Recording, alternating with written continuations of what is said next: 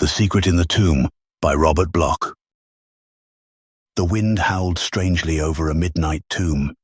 The moon hung like a golden bat over ancient graves, glaring through the wan mist with its baleful, nyctalopic eye. Terrors not of the flesh might lurk among cedar-shrouded sepulchres or creep unseen amid shadowed cenotaphs, for this was unhallowed ground. But tombs hold strange secrets, and there are mysteries blacker than the night, and more leprous than the moon. It was in search of such a secret that I came, alone and unseen, to my ancestral vault at midnight. My people had been sorcerers and wizards in the olden days, so lay apart from the resting place of other men, here in this mouldering mausoleum in a forgotten spot, surrounded only by the graves of those who had been their servants.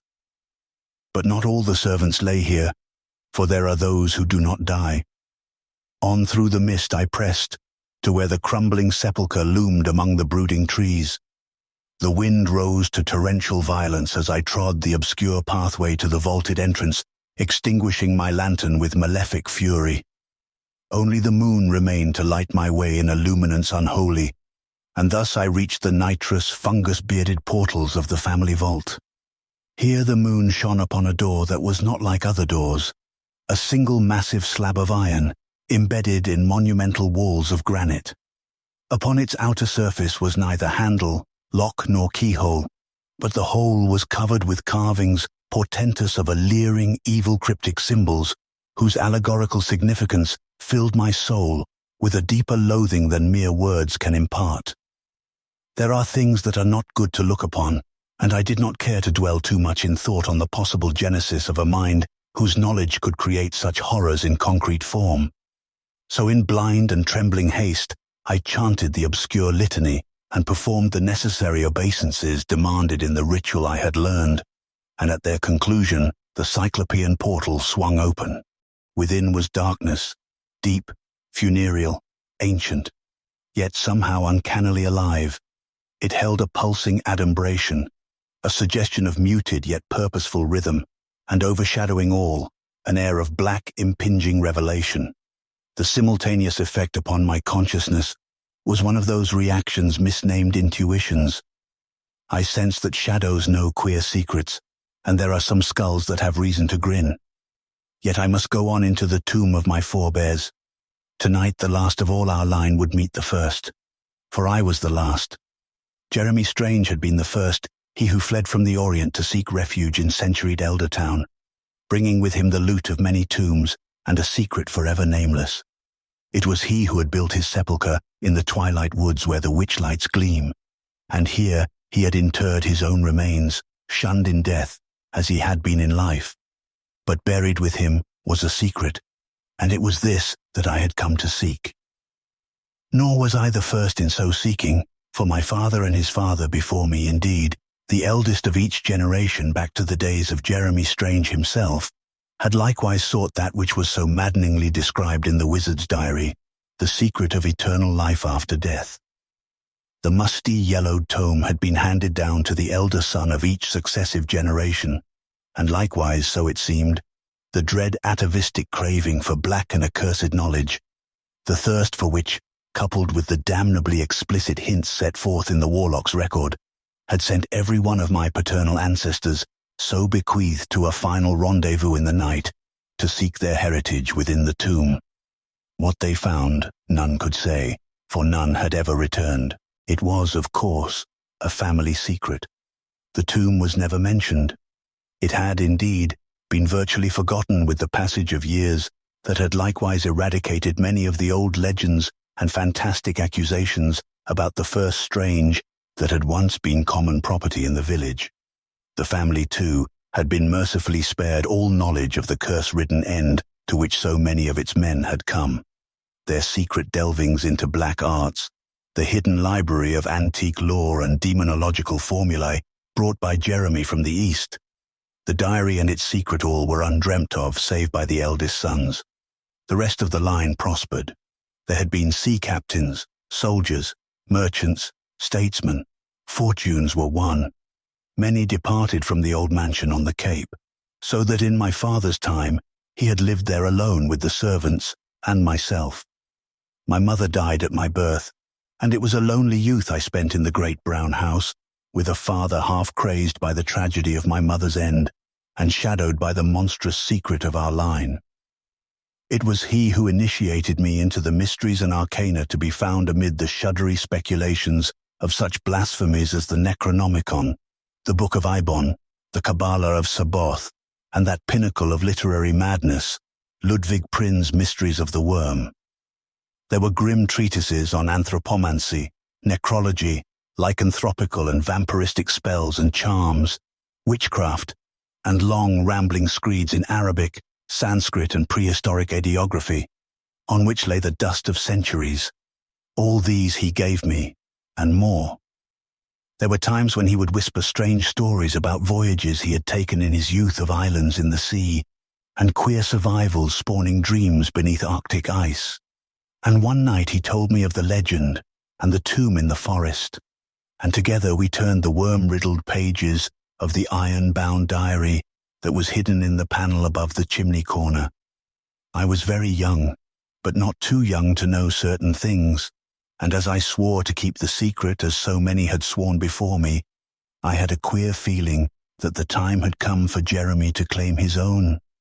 For in my father's somber eyes was the same light of dreadful thirst for the unknown, curiosity, and an inward urge that had glowed in the eyes of all the others before him, previous to the time they had announced their intention of going on a trip, or joining up, or attending to a business matter.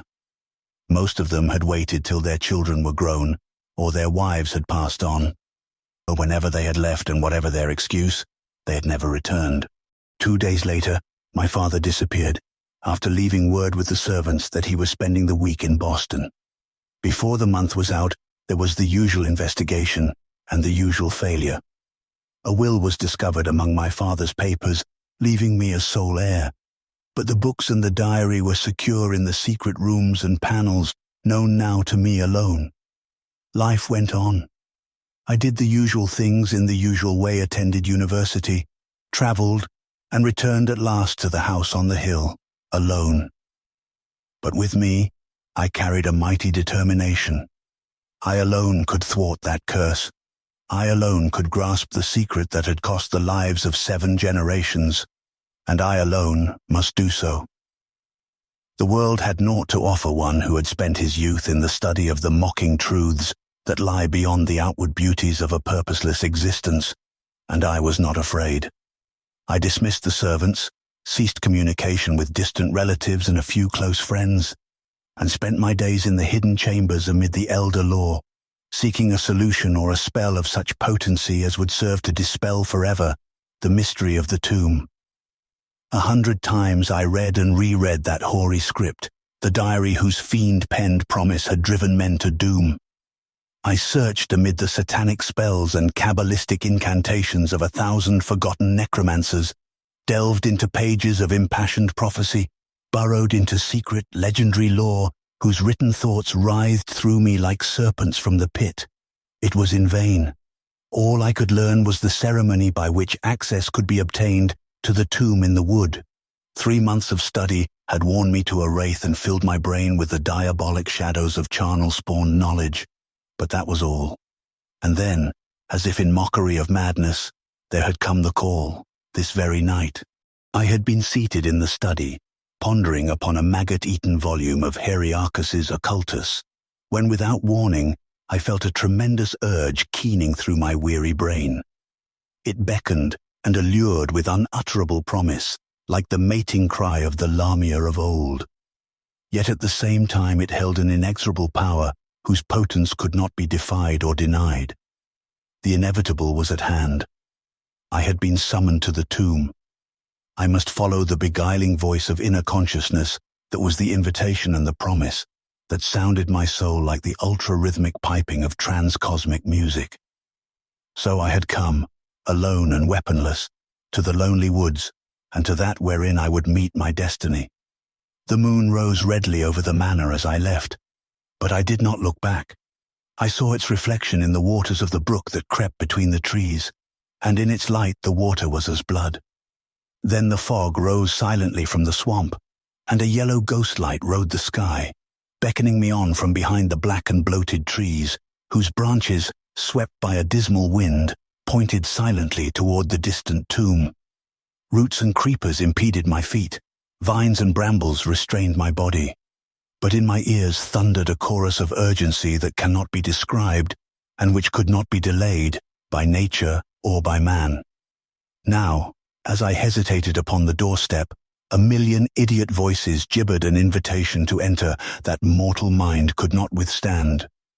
Through my brain resounded the horror of my heritage, the insatiable craving to know the forbidden, to mingle and become one with it.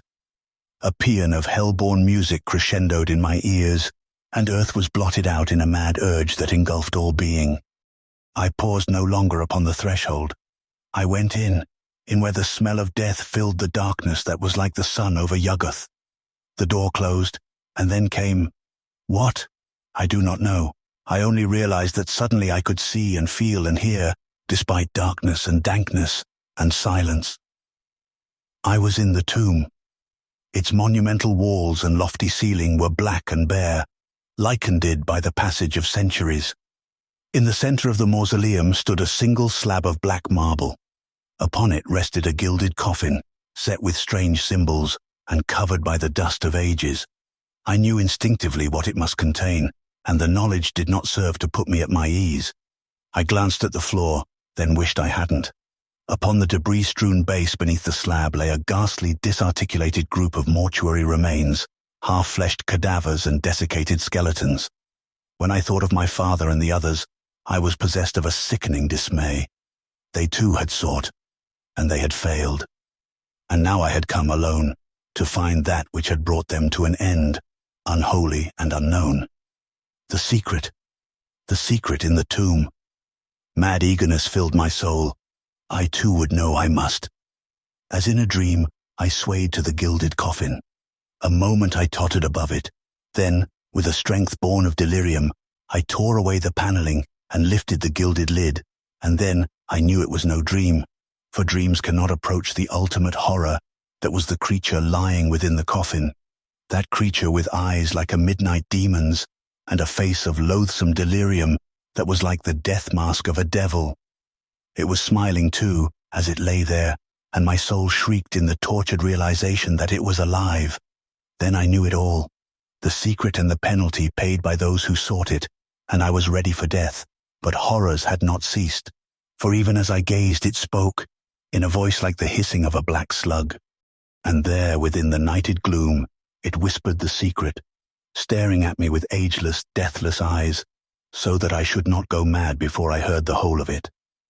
All was revealed, the secret crypts of blackest nightmare, where the tomb spawn dwell, and of a price whereby a man may become one with the ghouls, living after death as a devourer in darkness. Such a thing had it become, and from this shunned, accursed tomb had sent the call to the descending generations, that when they came, there might be a ghastly feast, whereby it might continue a dread, eternal life. I, it breathed, would be the next to die, and in my heart I knew that it was so. I could not avert my eyes from its accursed gaze, nor free my soul from its hypnotic bondage. The thing on the bier cackled with unholy laughter.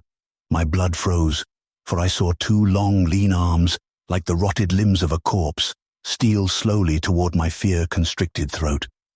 The monster sat up, and even in the clutches of my horror, I realized that there was a dim and awful resemblance between the creature in the coffin and a certain ancient portrait back in the hall. But this was a transfigured reality. Jeremy the man had become Jeremy the ghoul, and I knew that it would do no good to resist. Two claws, cold as flames of icy hell, fastened around my throat, two eyes bored like maggots through my frenzied being. A laughter born of madness alone cachinnated in my ears, like the thunder of doom. The bony fingers tore at my eyes and nostrils, held me helpless while yellow fangs champed nearer and nearer to my throat. The world spun, wrapped in a mist of fiery death. Suddenly the spell broke. I wrenched my eyes away from that slavering, evil face, and instantly, like a cataclysmic flash of light, came realization. This creature's power was purely mental. By that alone were my ill-fated kinsmen drawn here. and by that alone were they overcome. But once one were free from the strength of the monster's awful eyes, good God, was I going to be the victim of a crumbled mummy? My right arm swung up, striking the horror between the eyes. There was a sickening crunch. Then dead flesh yielded before my hand as I seized the now faceless lich in my arms and cast it into fragments upon the bone-covered floor. Streaming with perspiration and mumbling in hysteria and terrible revulsion, I saw the mouldy fragments move even in a second death. A severed hand crawled across the flagging, upon musty, shredded fingers. A leg began to roll with the animation of grotesque, unholy life. With a shriek, I cast a lighted match upon that loathsome corpse, and I was still shrieking as I clawed open the portals and rushed out of the tomb and into the world of sanity, leaving behind me a smouldering fire from whose charred heart a terrible voice still faintly moaned its tortured requiem to that which had once been Jeremy Strange. The tomb is raised now, and with it the forest graves and all the hidden chambers and manuscripts that serve as a reminder of ghoul-ridden memories that can never be forgot. For earth hides a madness and dreams a hideous reality, and monstrous things abide in the shadows of death, lurking and waiting to seize the souls of those who meddle with forbidden things. The Sorcerer's Jewel by Robert Bloch. By rights, I should not be telling this story. David is the one to tell it, but then, David is dead. Or is he? That's the thought that haunts me, the dreadful possibility that in some way David Niles is still alive, in some unnatural, unimaginable way alive. That is why I shall tell the story, unburden myself of the onerous weight which is slowly crushing my mind. But David Niles could do it properly. Niles was a photographer. He could give the technical terms, perhaps explain coherently many things that I do not pretend to understand. I can only guess, or hint. Niles and I shared a studio together for several years. It was a true partnership. We were both friends and business associates. This was peculiar in itself, for we were dissimilar types, and with widely divergent interests. We differed in almost every particular. I am tall, thin, and dark. Niles was short, plump, and fair.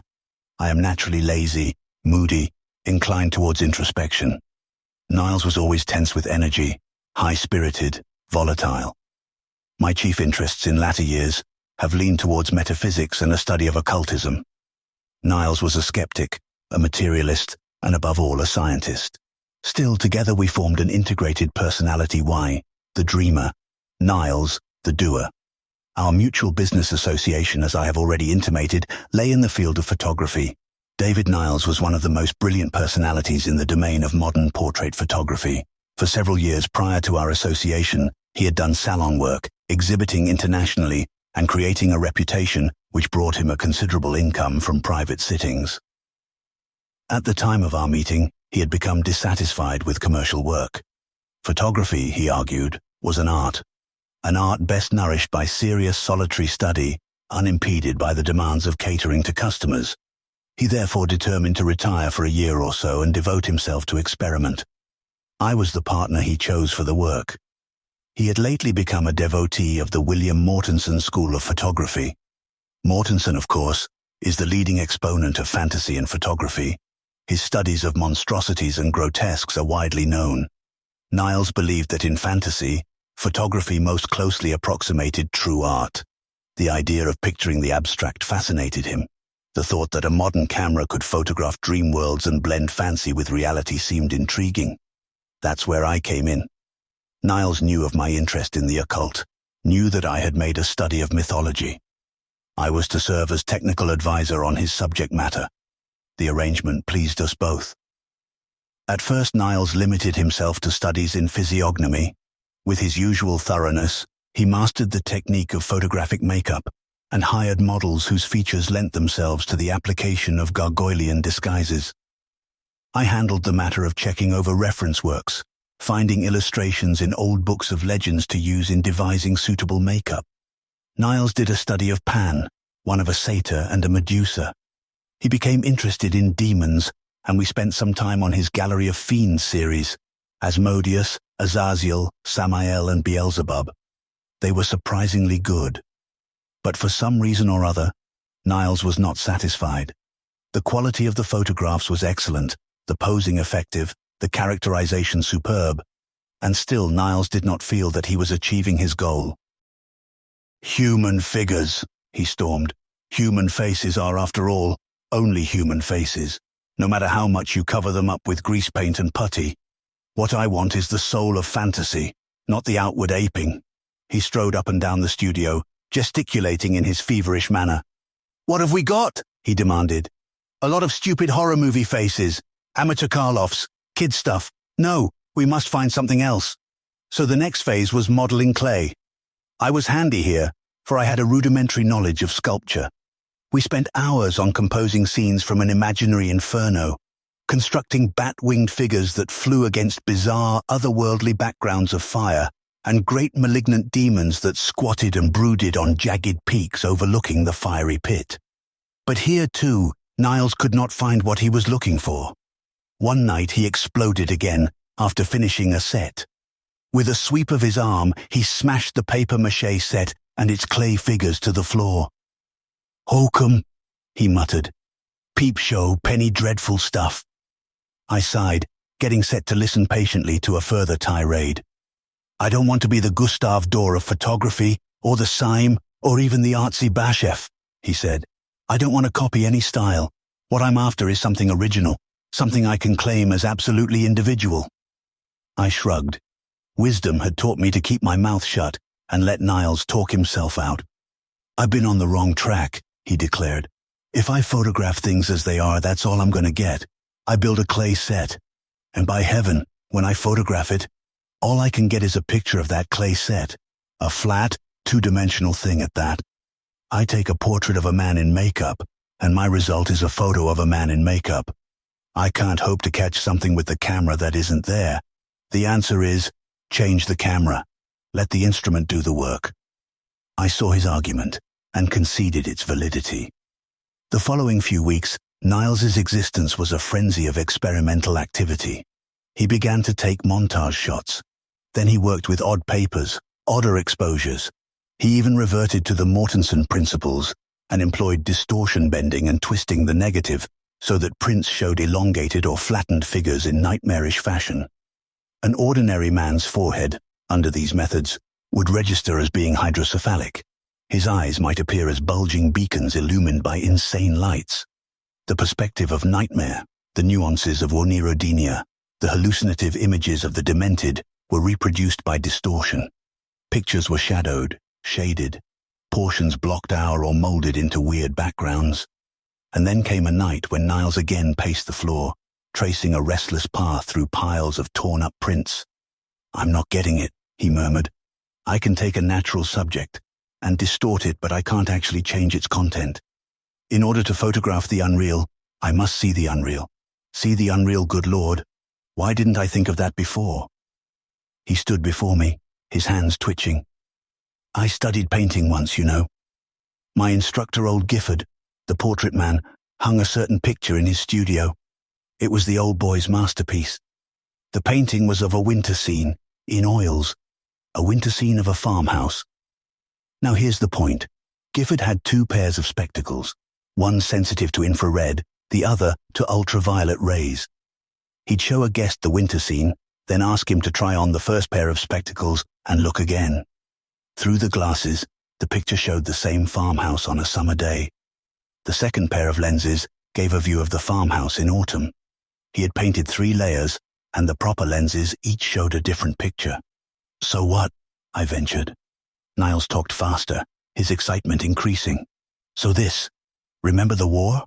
The Germans used to camouflage machine gun nests and field batteries. They did it quite elaborately, painting the guns with leafy hues and using artificial plant formations to cover them up. Well, American observation posts employed ultraviolet lenses in field glasses to spot the camouflaging. Through the glasses, the natural leaves showed up in entirely different colors in comparison to the artificially painted ones, which lacked ultraviolet pigment. I still don't see the point. Use ultraviolet and infrared lenses in photography, and we'll get the same effect," he almost shouted. "But isn't that just an extension of the ordinary color filter principle?" I asked. "Perhaps, but we can combine them with reground lenses of various types, lenses that will distort perspective in themselves. So far, we've merely distorted form, shape, but with both color and form distorted, we can achieve the type of photography I'm striving for. Fantasy, pure and simple. We'll focus on fantasy and reproduce it without tampering with any objects. Can you imagine what this room will look like with its colors reversed, some of them absent completely, with the furniture shapes altered, the very walls distorted? I couldn't, but I was soon privileged to actually see it. For Niles at once began another cycle. He experimented endlessly with the new lenses he brought in daily. He sent out special orders for grinding, spent time studying the physical laws of light, enmeshed himself in technicalities I cannot pretend to comprehend. The results were startling. The outre views he had promised me materialized. After a final day of effort before the camera and in the dark room, we gazed together on a wonderful new world created right here in our own studio. I marveled at some of the effects Niles had created.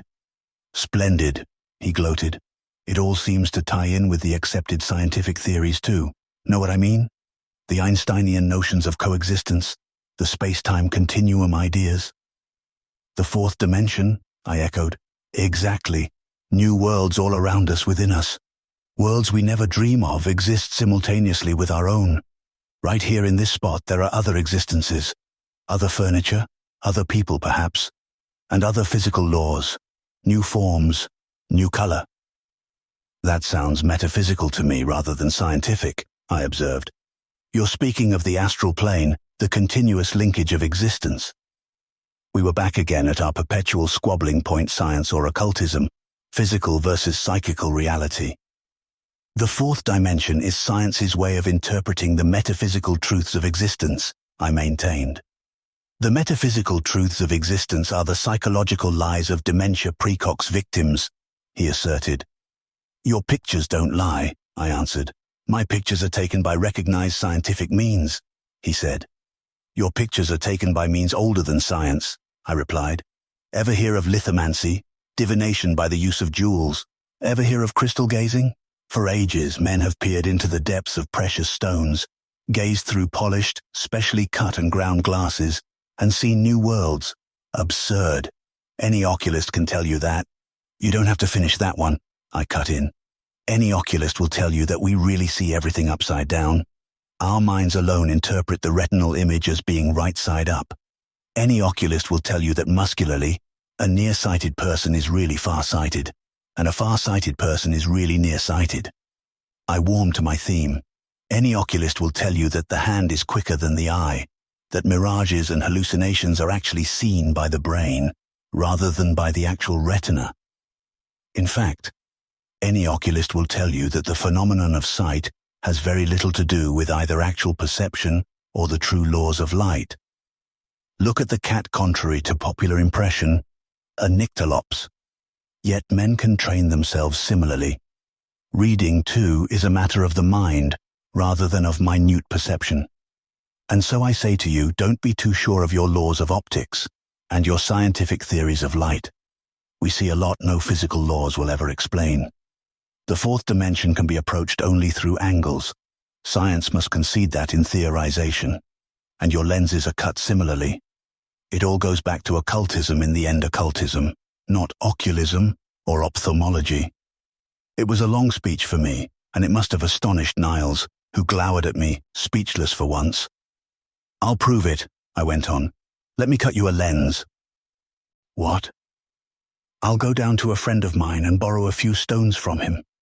There are some Egyptian crystals there which were used by the seers for divination. They claimed that they could see other worlds through the angles of the jewels. And I'm willing to bet you that you'll get pictures through them that will make you forget experiments with Iceland spar and quartz and all the rest. Pictures you and your scientific ideas won't so readily explain. All right, I'll call you on that, Niles snapped. Bring me the stones. So the next day I went down to Isaac Vorden's. I went with misgivings. The truth was that I had been half bragging when I had spoken about the properties of jewels and glasses. I knew that such things were much used for prophecy and various forms of lithomancy, but as to whether I could procure one and whether it could be ground into a camera lens, I was not at all certain. Still, I spoke to Isaac Vorden. He was the logical person to go to. His antique shop down on South Kinnickinnick, pervaded by an aura of mysticism, was a little fortress that preserved the past. Isaac Vorden made a profession of his hobby and a hobby of his profession. He lived on metaphysics and dabbled in antiques. He spent the greater portion of his time in the musty back rooms of his establishment and left the care of his shop to a clerk. Here in the rear of the place, he had relics of other days which made his commercial antiques seem bright and new by contrast. The centuried symbols of magic, alchemy, and the secret sciences fascinated Vorden. He had gathered unto himself a collection of statuettes, talismans, fetishes, and other paraphernalia of wizardry that would have been hard to match. It was from Isaac, then, that I expected help in my quest, and he gave it to me. I told my story of Niles's photographic problems. The sallow-faced, thin-lipped little antique dealer listened, his eyebrows crawling over his forehead like astonished black beetles. "Very interesting," he said when I had concluded. His rasping voice and preoccupied manner betokened the introverted pedant Isaac always seemed to be delivering a lecture to himself. "Very, very interesting," he repeated. "David Niles has had illustrious predecessors. The priests of Ishtar sought in their mysteries to peer beyond the veil, and they looked through crystals. The first crude telescopes of Egypt were fashioned by men who sought to use them in seeing beyond the stars and unlocking the gates of the infinite. The Druids contemplated pools of water, and the mad emperors sought the heavenly stairway in China, hoping to ascend by gazing at turning rubies whilst under the influence of drugs. Yes, your friend Niles has an age-old wish, and expresses it in a timeless fashion. It is the wish that animated Apollonius and Paracelsus and the absurd posturing Cagliostro. Men have always sought to see the infinite, to walk between the worlds, and sometimes that wish has been granted." I cut in. Vorden was wound up for the afternoon, but I wanted my information. "They say there are jewels that hold queer visions," I murmured. Unconsciously, I adopted Vorden's pomposity of speech. He smiled, slowly. "I have them here," he replied. "Niles does not believe that," I countered. "Many do not believe. But there is a stone once used by Friar Bacon, and a set of crystals which intrigued Theophrastus, and divining jewels that the Aztecs peered through before the blood sacrifice. Jewels, you know, are mathematical figures of light. They reflect within their facets. And who knows but that in some way those angles impinge on other worlds? Perhaps they reach out and transmute polyangularity, so that gazing into their depths, we become aware of it three-dimensionally. The ancients used angles in magic. The moderns do the same thing and call it mathematics. De Sitter says, "The jewel for the camera lens," I interrupted. "I am sorry, my friend. Of course, I think I have one that should prove eminently suitable. The Star of Sekhmet. Very ancient, but not costly. Stolen from the crown of the lioness-headed goddess during a Roman invasion of Egypt. It was carried to Rome and placed in the vestal girdle of the high priestess of Diana. The barbarians took it, cut the jewel into a round stone. The black centuries swallowed it. But it is known that Axenos the Elder bathed it in the red, yellow and blue flames, and sought to employ it as a philosopher's stone. With it, he was reputed to have seen beyond the veil and commanded the gnomes, the sylphs, the salamanders, and the undines. It formed part of the collection of Gilles de Rais, and he was said to have visioned within its depths the concept of homunculus. It disappeared again, but a monograph I have mentions it as forming part of the secret collection of the Count Saint-Germain during his ritual services in Paris. I bought it in Amsterdam from a Russian priest whose eyes had been burned out by little grey brother Rasputin. He claimed to have divinated with it and foretold— I broke in again at this point. "You will cut the stone so that it may be used as a photographic lens, then," I repeated. "And when shall I have it?" "You young men have no love for quiet conversation," he rebuked me.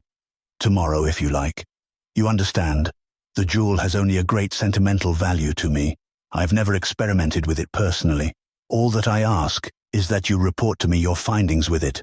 And I counsel you that if the camera reveals what I think it will, you promise to take care in using it.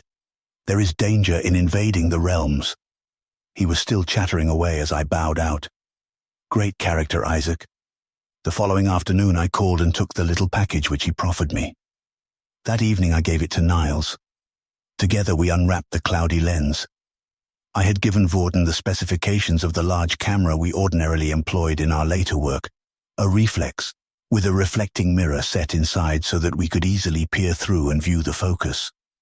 Vorden had done his work amazingly well. Niles gave a little snort of astonishment before he commented, "Nice job." He lost no time in changing the lenses and inserting the star of Sekhmet. He bent over the camera. One shall never forget the sight of him there, and his plump body loomed large against the shadowed walls of the studio. I thought of a stooping alchemist peering into a crystal to seek instructions from the demons that danced within. Niles jerked erect with a grunt. "The devil," he muttered. "It's all cloudy. Can't make any adjustment. The whole thing's a fake. Let me try." I cooked my place and stared through a grey mass. Yes, it was merely a dull lens. Or was it? A hint of movement in the cloudy grey. A swirling as of parted mists. A dancing light. The fog was dispersing and it seemed to be opening to a view that receded far into the distance. The wall it was focused on appeared faintly, very tiny, as though through the reverse end of binoculars. The wall began to fade, so that I thought of a ghost room, with ectoplasmic lines. Then it fled away, and something new loomed large before the camera. Something grew out of empty space. "Abruptly focus!" I think I shouted. Certainly a scream seared across my brain, for I saw hell. At first only angles and angles, weaving and shifting in light that was of no color, yet phosphorescent, and out of the angles, a flat black plane that stretched upward, endlessly, without horizon. It was moving, and the angles moved, and yet through the lurching roll as of a ship's deck in heavy seas, I saw cubes, triangles, mathematical figures of bewildering size and complexity. There were thousands of them, lines of light in the shape of polyhedrons. And as I gazed, they changed into forms.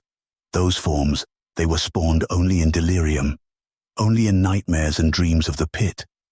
There were grinning demons that skulked on padding claws across that endless moving plane. There were shapeless toadstools with tentacles ending in cyclopean eyes. There were fanged heads that rolled towards me, laughing. Great hands that curled and crawled like mad spiders. Ghouls, monsters, fiends, the words sprang to my consciousness, and a moment ago they had been mathematical figures. "Here," I gasped. "Look again, Niles." He gazed, his face reflecting puzzlement at my agitation. "Still nothing," he grumbled. But watching him I saw the pallor come into his face as he stared more intently. "Yes," he hissed. "The mist is parting. Yes. The room is smaller, fading, and now something is rushing up, or I'm rushing rewarded angles of light." "Wait," I said in a low voice, yet triumphantly. "You haven't seen anything yet. I see geometrical shapes, cubic shapes, polyhedrons of luminance. They cover a plane, and good God!" His body shook over the camera. "I see them," he cried. "I see them. Dozens of tall, eyeless creatures with heads all hair. Knotted hair it twists and weaves, and underneath the hair, little wrinkled pink pulp mouths, like the convolution slits of the human brain. And that, the goat with the hands." He made an indescribable sound, fell back shaking, and turned the adjusting device. His eyes were red. He looked as though he had awakened from a fever sleep. We each had a drink. We didn't trouble about glasses. We drank from the bottle. "Well," I said when composure had been restored. "Hallucination," he hazarded somewhat weakly. "Want to look again?" I countered. He gave me a wry smile. "It can't be delusion," I went on. "I didn't see any goat, but we both saw the mists swirl, saw the same plane, the same geometric forms of living light." "True, but the last things were different to each of us. I don't understand." "I think I do," I said. "If Vorden is right, that jewel is a key. Its angles open to the astral plane. The astral plane here, don't shake your head so, corresponds to the scientific conception of the fourth dimension, although metaphysicians believe it is an extension of third-dimensional life. That is, When men die, their souls enter the astral plane and pass through it into another higher form of existence on a higher dimension. The astral plane is a sort of no man's land existing all about us, where lost souls and lower entities that have never achieved life wander forever in a sort of limbo. Hooey. A modern criticism, but it's an ancient belief, mirrored in 1,000 forms in scores of religions. And wait until you see what I'm getting at. Ever hear of elementals? Nothing but a few mentions? Ghosts, aren't they? No forces. Entities not human, but linked with humanity. They are the demons and familiars and the incubi and the genie of all religions, the beings that exist invisibly around us and seek traffic with men. Organisms outside three-dimensional life, if you want it in more scientific terminology. They inhabit another time field, another space continuum that is nevertheless synchronized and coexistent with our own. They can be viewed or reached as ultra-dimensional inhabitants only through angles. The angles, the facets of this jewel, enabled us to see through to them. They establish a focal point with infinity. What we saw then are elementals. All right, Swami, but why did we see different creatures? He persisted. Because, my dear fellow, we have different brains. At first we both saw geometrical figures. That is the purest form of life they exist in. But our minds interpreted these figures into familiar shapes. I saw one type of monstrosity because of my background of mythological study. You received another impression, and I gather from your little comments. You look smug enough now, friend, but you were bleating pretty loudly a while ago, and I know you were genuinely impressed. That you drew your images from past dreams and nightmares. I should imagine that a Hungarian peasant, peering through the lens, would see vampires and werewolves. It's psychological. In some way that jewel establishes a focal point in more than a visual way. It must also enable those creatures to become aware of us, and they will that we see them according to our mental concepts of such entitles. In fact, that's how superstition probably originated. These beings at times communicated with men. Niles made a gesture of impatience. Dropping the psychological and the nuthouse angle for a minute, he said, I certainly must hand it to your friend Vorden. Whether his story about the jewel is hokum or not, and whether your rather naive explanation is accepted or disbelieved, I still can see that we've stumbled on something quite marvelous. I mean it. The pictures we can take with that camera will be unique in the field. I've never read of any experimental work that even approached this. It goes beyond the wildest Dadaistic or surrealistic concepts. We'll get actual photographs, but of what? I'll be darned if I can foretell. Your so-called mental concepts were different from mine. I shook my head as something Vorden had said came back to me. Now look here, Niles. I know you don't believe me, but you believe what you saw in the lens. I saw you shudder. You must admit the horror of those creatures. Whether you choose to think they originate in your imagination, or in my theory of the astral plane, you must recognize the fact that they are a menace to any man's sanity. If you see too much of that sort of thing, you'll go mad. I'm not being melodramatic. I wouldn't advise looking too closely into that lens now, or spending too much time before it. Don't be silly, Niles said. Elementals, I persisted, and you must believe this yearn for life. They are cosmic ghouls, feeding on dead soul bodies, but they long to lure a living man through the planes to them. Consider all legend, it's merely allegory, stories of men disappearing, selling their souls to the devil, going to foreign worlds, all are founded on the idea of elementals seeking human prey and dragging men down to their plane. Cut it, Hour. It annoys me. Niles was colloquially common in his speech, but his eyes betokened a slight credulity that grew as I ignored his skepticism. You say it's superstition, I went on. I say it's science. Witches, wizards, so-called wonder workers, the wise men whose secrets built the pyramids, they all employed spells in which they used what? Geometrical figures. They drew angles and pentagons and Kabbalistic circles. Through the lines they summoned the forces from the astral plane, saw the outer dimensions. These forces granted them boons, and in turn they finally were drawn along the angles themselves into the astral plane to pay for the boon with their lives. Witchcraft and geometry are strange bedfellows, but it's historical fact. And so I warn you, You see creatures through the jewel lens, and they see, feel, are in some way aware of you. They will seek your soul, and just as you can look through the lens at them, they can extend their forces back through the jewel to suck you down. Hypnotic force, of some sort psychology has not yet postulated. Magnetism, telepathy. These are the words psychologists use to describe things they do not fully understand, just as the ancients called such forces magic. Don't look too long or too closely through that jewel. Niles laughed. Tomorrow I'll take the pictures, he declared. And then we'll see just what your elementals are like. If it makes you nervous, you can stay away. Frankly, I will, I said. And I did. The following afternoon I left the studio in Niles's hands. He was tremendously excited. He spoke of using new focusing adjustments to extend part of the field. He wondered what speeds to photograph with, what paper to use for printing. He also speculated as to whether or not the creatures he saw would appear on the finished negative, or merely the amazing light figures. I left, for I felt a growing nervousness and apprehension I did not wish him to see. I went down to Vorden's. The shop was open, but the clerk was not there when I passed through the front of the place, although the bell tinkled its usual warning of a customer's approach as I entered the door. I walked back through the gloom to the room where Isaac usually spent his time in study. He was sitting there in the soft haze peculiar to the lightless chamber, his eyes glazed in rapt attention on the open pages of some old book. "Isaac," I said, "that jewel has something. Niles and I used it last night, and I think it's a gateway to something incredible. Those divinators of ancient times were no fools. They knew what they were doing." Isaac never moved. Imperturbable, he sat and stared through the quiet dusk. There was a little smile on his sallow face. "You promised to look up some more of the jewel's history," I went on. "Did you find anything? It's amazing you now, quite amazing." Isaac sat and stared and smiled. I bent forward. Sitting bolt upright in his chair, hand clutching a pen, Isaac Vorden seemed a modern necromancer. And like many an ancient necromancer who had overstepped the pale, Isaac Vorden was dead, stone dead.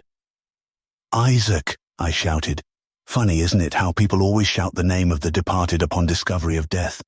It's a sort of despairing wail of disbelief at a friend's passing, an invocation, as though the echo of a human voice can recall the soul of one that has passed beyond, to the astral plane. Quickly I bent over the cold body, stared at the crabbed scrawl covering the paper. I read the notes Vorden had been working on when his pale visitor had arrived. They blurred through my brain. "The Star of Sekhmet, Ptolemaic, Org, Lulla, name of Roman who stole it. See note in Vino's history. Lulla died under curse for removing sacred jewel. Point 1. Priestess of Diana who wore it in vestal girdle also died.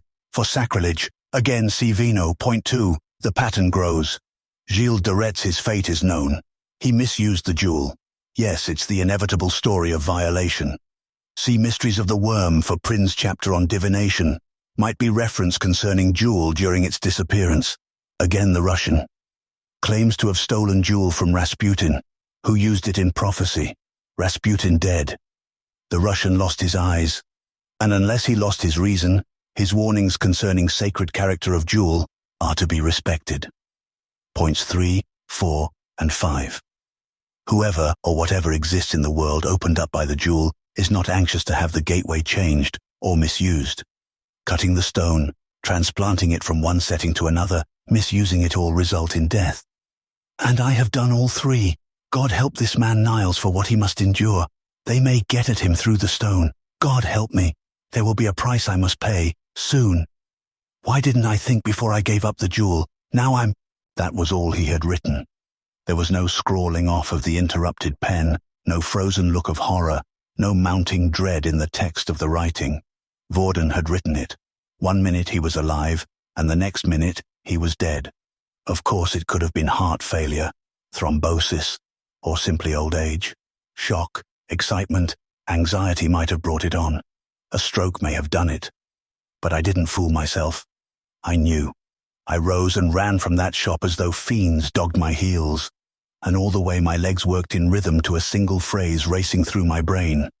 God help Niles. It was dusk when I unlocked the studio door. The studio was empty, the twilight room darkened. Had Niles gone out? I prayed so, but where would he go?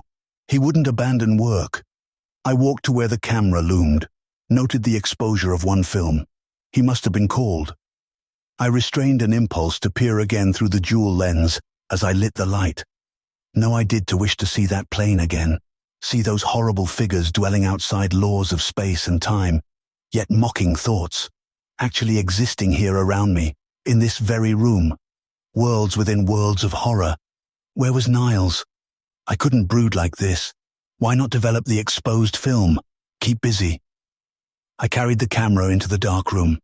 10 minutes in darkness, then the regular process. I set the fans going as I hung the dark square up to dry. My mind teemed with excited conjectures. Would we find a blank photograph? Would it show the angled figures of light? Or would wonderful possibility, the creatures conjured up by our imaginations, appear? Would our own brains aid in taking the pictures, as a part of the focal point linked to the camera by the hypnotic jewel? It was a fascinating thought. The fans hummed as the minutes fled. But where was Niles? Whatever had caused his hasty departure, surely he would have returned by now, and he had left no note. The door had been locked from the outside, and I had the only key. The thought grinned at me through a wave of horror. There was no way Niles could have left. Only one way. I jammed the dried negative into the printer with a sheet of ordinary paper. I pressed down, slipped the print into the developer, waited a moment. I raced out into the light of the other room, held the finished print wet and dripping, to the light. Then I screamed and smashed the camera, stamped on the jewel until I could control myself sufficiently to pick it up and hurl it through the open window at the further rooftops. I tore print and negative to shreds, and still I screamed, for I could not and never shall be able to erase the memory of what I had seen in that picture Niles had taken. He must have clicked it off at a very fast speed, very fast. And perhaps it was the actual working of the camera which accounted for what had happened. It might have established the focal point, instantaneously established it, so that those things, forces, elementals, call them what you will, could achieve their goal. I saw the print. It was as Niles guessed it might be, a picture of a black, endless plain. Only there were no lights visible, no figures, nothing except black shadows that seemed to blur around a central point. They did not photograph, but they blurred around a point, a central point. They got through just as the picture must have snapped, yet faster than light itself. They got through and drew Niles along the angles as I had feared. Faster than light itself, as I have said. For it had to be faster, else I would not have seen. I would not have seen what I did see on that print. The central point. The central point of that accursed picture, the only visible thing amidst the shadows, was the dead and mangled body of David Niles. The Man Who Collected Poe, by Robert Bloch.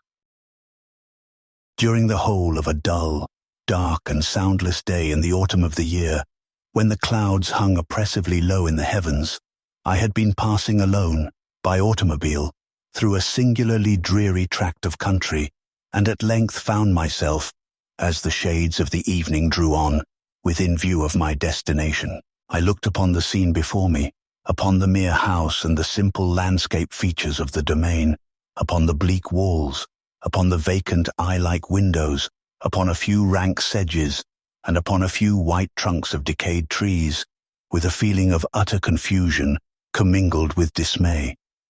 For it seemed to me as though I had visited this scene once before, or read of it, perhaps, in some frequently rescanned tale.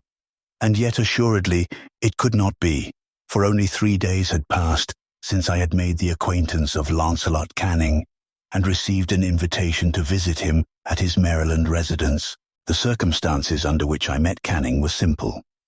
I happened to attend a bibliophilic meeting in Washington, and was introduced to him by a mutual friend.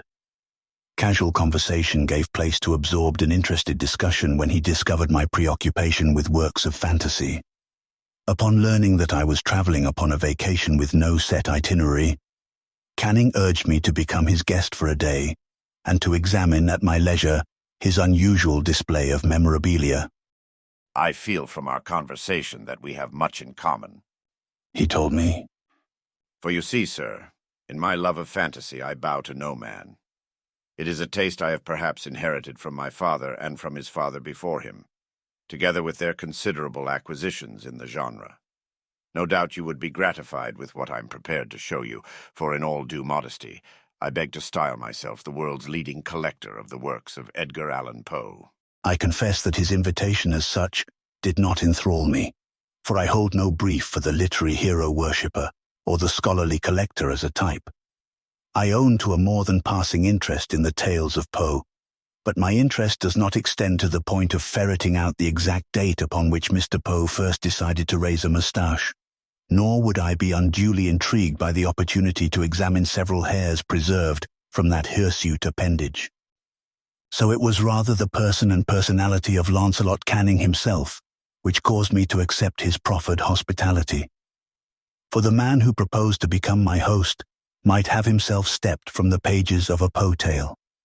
His speech, as I have endeavored to indicate, was characterized by a courtly rhodomontade so often exemplified in Poe's heroes, and beyond certainty, his appearance bore out the resemblance. Lancelot Canning had the cadaverousness of complexion, the large, liquid, luminous eye, the thin, curved lips, the delicately modeled nose, finely molded chin, and dark, web-like hair of a typical Poe protagonist. It was this phenomenon that prompted my acceptance and led me to journey to his Maryland estate, which, as I now perceived, in itself manifested a Poe-esque quality of its own, intrinsic in the images of the grey sedge, the ghastly tree stems, and the vacant and eye-like windows of the mansion of gloom. All that was lacking was a tarn and a moat, and as I prepared to enter the dwelling, I half expected to encounter therein the carved ceiling, the sombre tapestries, the ebon floors, and the phantasmagoric armorial trophies so vividly described by the author of Tales of the Grotesque and Arabesque. Nor, upon entering Lancelot Canning's home, was I too greatly disappointed in my expectations. True to both the atmospheric quality of the decrepit mansion and to my own fanciful presentiments, the door was opened in response to my knock by a valet who conducted me in silence through dark and intricate passages to the study of his master. The room in which I found myself was very large and lofty. The windows were long, narrow, and pointed, and at so vast a distance from the black oaken floor as to be altogether inaccessible from within. Feeble gleams of encrimsoned light made their way through the trellised panes and served to render sufficiently distinct the more prominent objects around. The eye, however, struggled in vain to reach the remoter angles of the chamber or the recesses of the vaulted and fretted ceiling. Dark draperies hung upon the walls. The general furniture was profuse, comfortless, antique, and tattered. Many books and musical instruments lay scattered about, but failed to give any vitality to the scene. Instead, they rendered more distinct that peculiar quality of quasi-recollection. It was as though I found myself once again, after a protracted absence, in a familiar setting. I had read, I had imagined, I had dreamed, or I had actually beheld this setting before. Upon my entrance, Lancelot Canning arose from a sofa on which he had been lying at full length, and greeted me with a vivacious warmth which had much in it, I at first thought, of an overdone cordiality. Yet his tone, as he spoke of the object of my visit, of his earnest desire to see me, and of the solace he expected me to afford him in a mutual discussion of our interests, soon alleviated my initial misapprehension. Lancelot Canning welcomed me with the rapt enthusiasm of the born collector, and I came to realize that he was indeed just that. For the Poe collection he shortly proposed to unveil before me was actually his birthright. Initially, he disclosed, the nucleus of the present accumulation had begun with his grandfather, Christopher Canning, a respected merchant of Baltimore. Almost 80 years ago, he had been one of the leading patrons of the arts in his community, and as such was partially instrumental in arranging for the removal of Poe's body to the southeastern corner of the Presbyterian Cemetery at Fayette and Green Streets, where a suitable monument might be erected.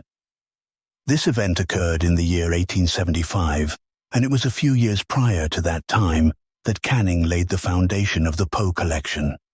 Thanks to his zeal, His grandson informed me. I am today the fortunate possessor of a copy of virtually every existing specimen of Poe's published works. If you will step over here, And he led me to a remote corner of the vaulted study, past the dark draperies, to a bookshelf which rose remotely to the shadowy ceiling. I shall be pleased to corroborate that claim. Here is a copy of Alaraf, Tamerlane, and other poems in the 1829 edition, and here is the still earlier Tamerlane and other poems of 1827. The Boston edition, which, as you doubtless know, is valued today at $15,000. I can assure you that Grandfather Canning parted with no such sum in order to gain possession of this rarity.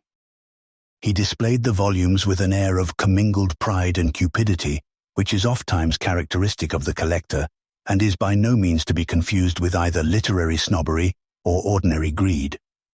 Realizing this, I remained patient as he exhibited further treasures. Copies of the Philadelphia Saturday Courier, containing early tales, bound volumes of The Messenger during the period of Poe's editorship, Graham's Magazine, editions of the New York Sun and the New York Mirror boasting, respectively, of the Balloon Hoax and the Raven, and files of the Gentleman's Magazine. Ascending a short library ladder, he handed down to me the Lee and Blanchard edition of Tales of the Grotesque and Arabesque, the conchologist's first book, The Putnam Eureka, and finally the little paper booklet, published in 1843 and sold for 12.5 cents, entitled The Prose Romances of Edgar A. Poe, an insignificant trifle containing 2 tales, which is valued by present-day collectors at $50,000. Canning informed me of this last fact, and indeed kept up a running commentary upon each item he presented. There was no doubt but that he was a Poe scholar as well as a Poe collector, and his words informed tattered specimens of the Broadway Journal and Godey's Lady's Book with a singular fascination not necessarily inherent in the flimsy sheets or their contents. I owe a great debt to Grandfather Canning's obsession, he observed, descending the ladder and joining me before the bookshelves. It is not altogether a breach of confidence to admit that his interest in Poe did reach the point of an obsession, and perhaps eventually of an absolute mania. The knowledge, alas, is public property, I fear. In the early 70s, he built his house, and I'm quite sure that you have been observant enough to note that it in itself is almost a replica of a typical Poe-esque mansion. This was his study, and it was here that he was wont to pore over the books, the letters, and the numerous mementos of Poe's life. What prompted a retired merchant to devote himself so fanatically to the pursuit of a hobby, I cannot say. Let it suffice that he virtually withdrew from the world and from all other normal interests. He conducted a voluminous and lengthy correspondence with aging men and women who had known Poe in their lifetime, made pilgrimages to Fordham, sent his agents to West Point, to England and Scotland, to virtually every locale in which Poe had set foot during his lifetime.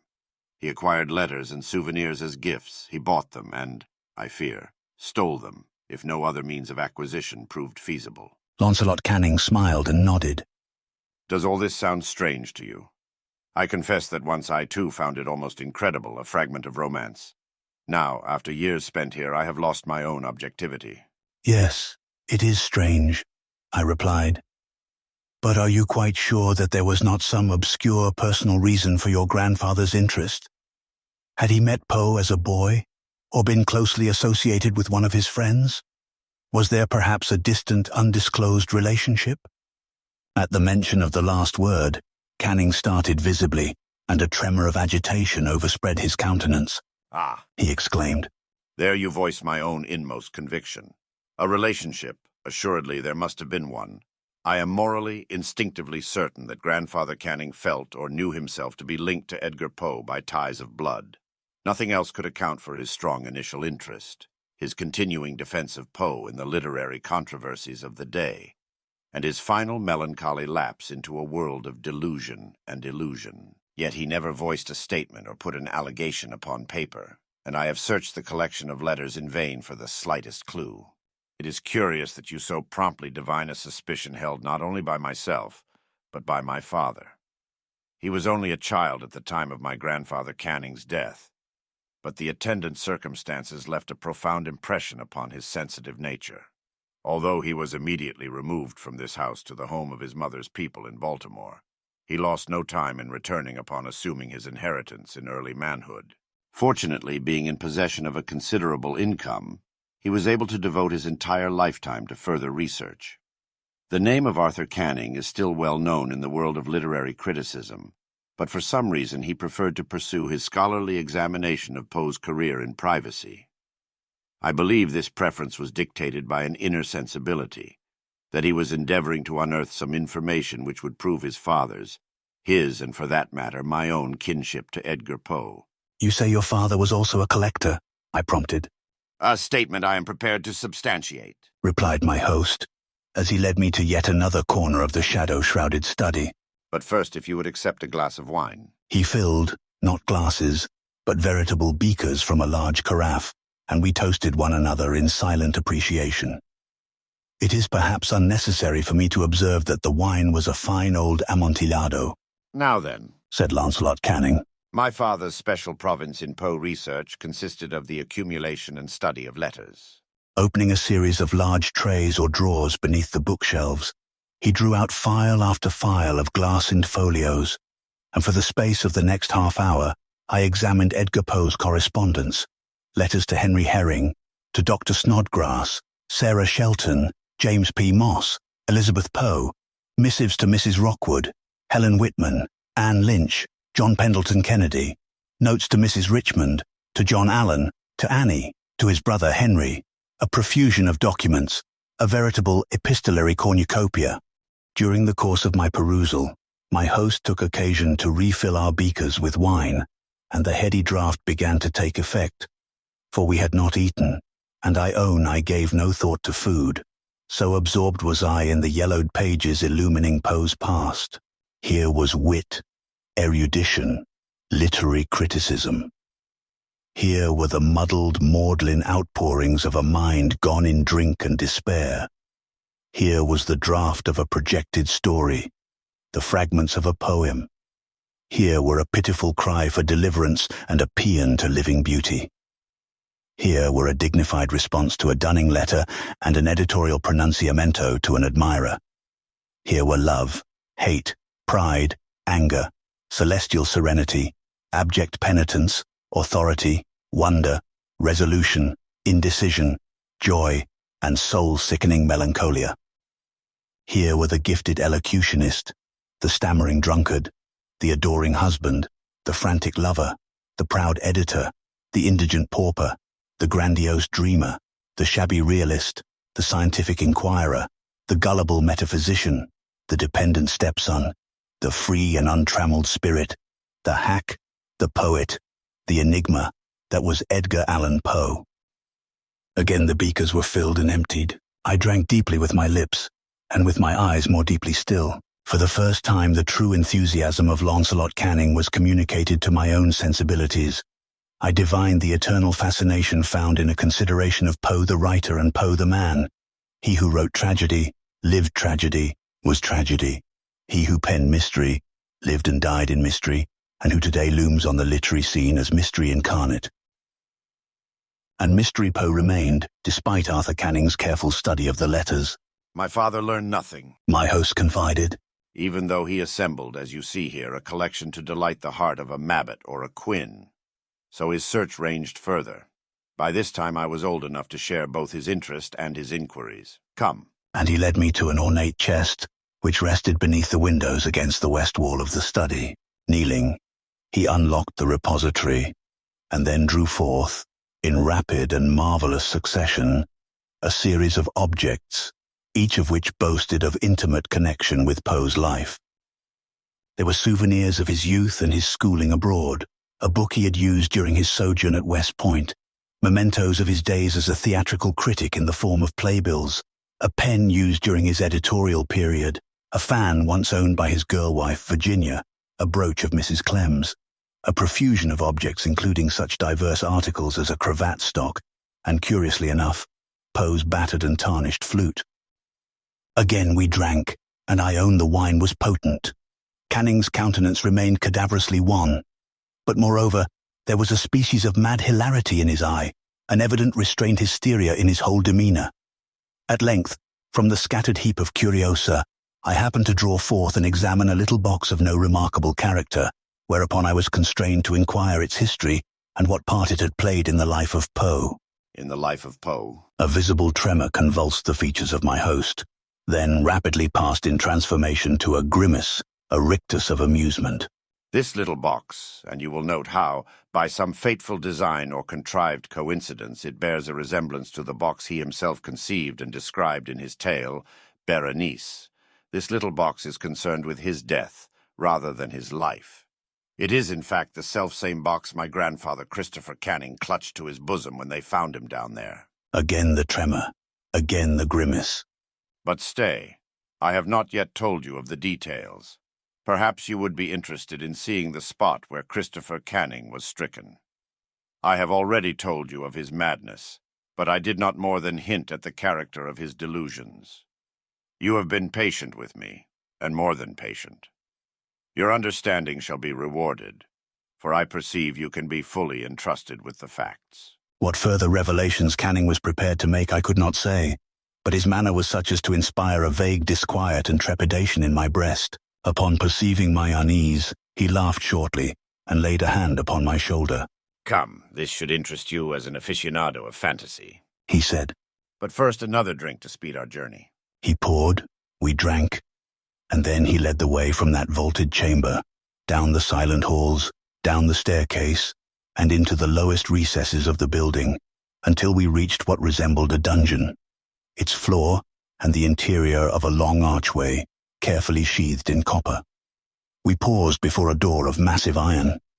Again I felt in the aspect of this scene an element evocative of recognition or recollection. Canning's intoxication was such that he misinterpreted or chose to misinterpret my reaction. You need not be afraid, he assured me. Nothing has happened down here since that day, almost 70 years ago, when his servants discovered him stretched out before this door, the little box clutched to his bosom, collapsed, and in a state of delirium from which he never emerged. For 6 months he lingered, a hopeless maniac, raving as wildly from the very moment of his discovery as at the moment he died, babbling his visions of the giant horse, the fissured house collapsing into the tarn, the black cat, the pit, the pendulum, the raven on the pallid bust, the beating heart, the pearly teeth, and the nearly liquid mass of loathsome, of detestable putridity from which a voice emanated. Nor was that all he babbled, Canning confided, and here his voice sank to a whisper that reverberated through the copper-sheathed hall and against the iron door. He hinted other things far worse than fantasy, of a ghastly reality surpassing all of the phantasms of Poe. For the first time, my father and the servants learned the purpose of the room he had built beyond this iron door, and learned what Christopher Canning had done to establish his title as the world's foremost collector of Poe.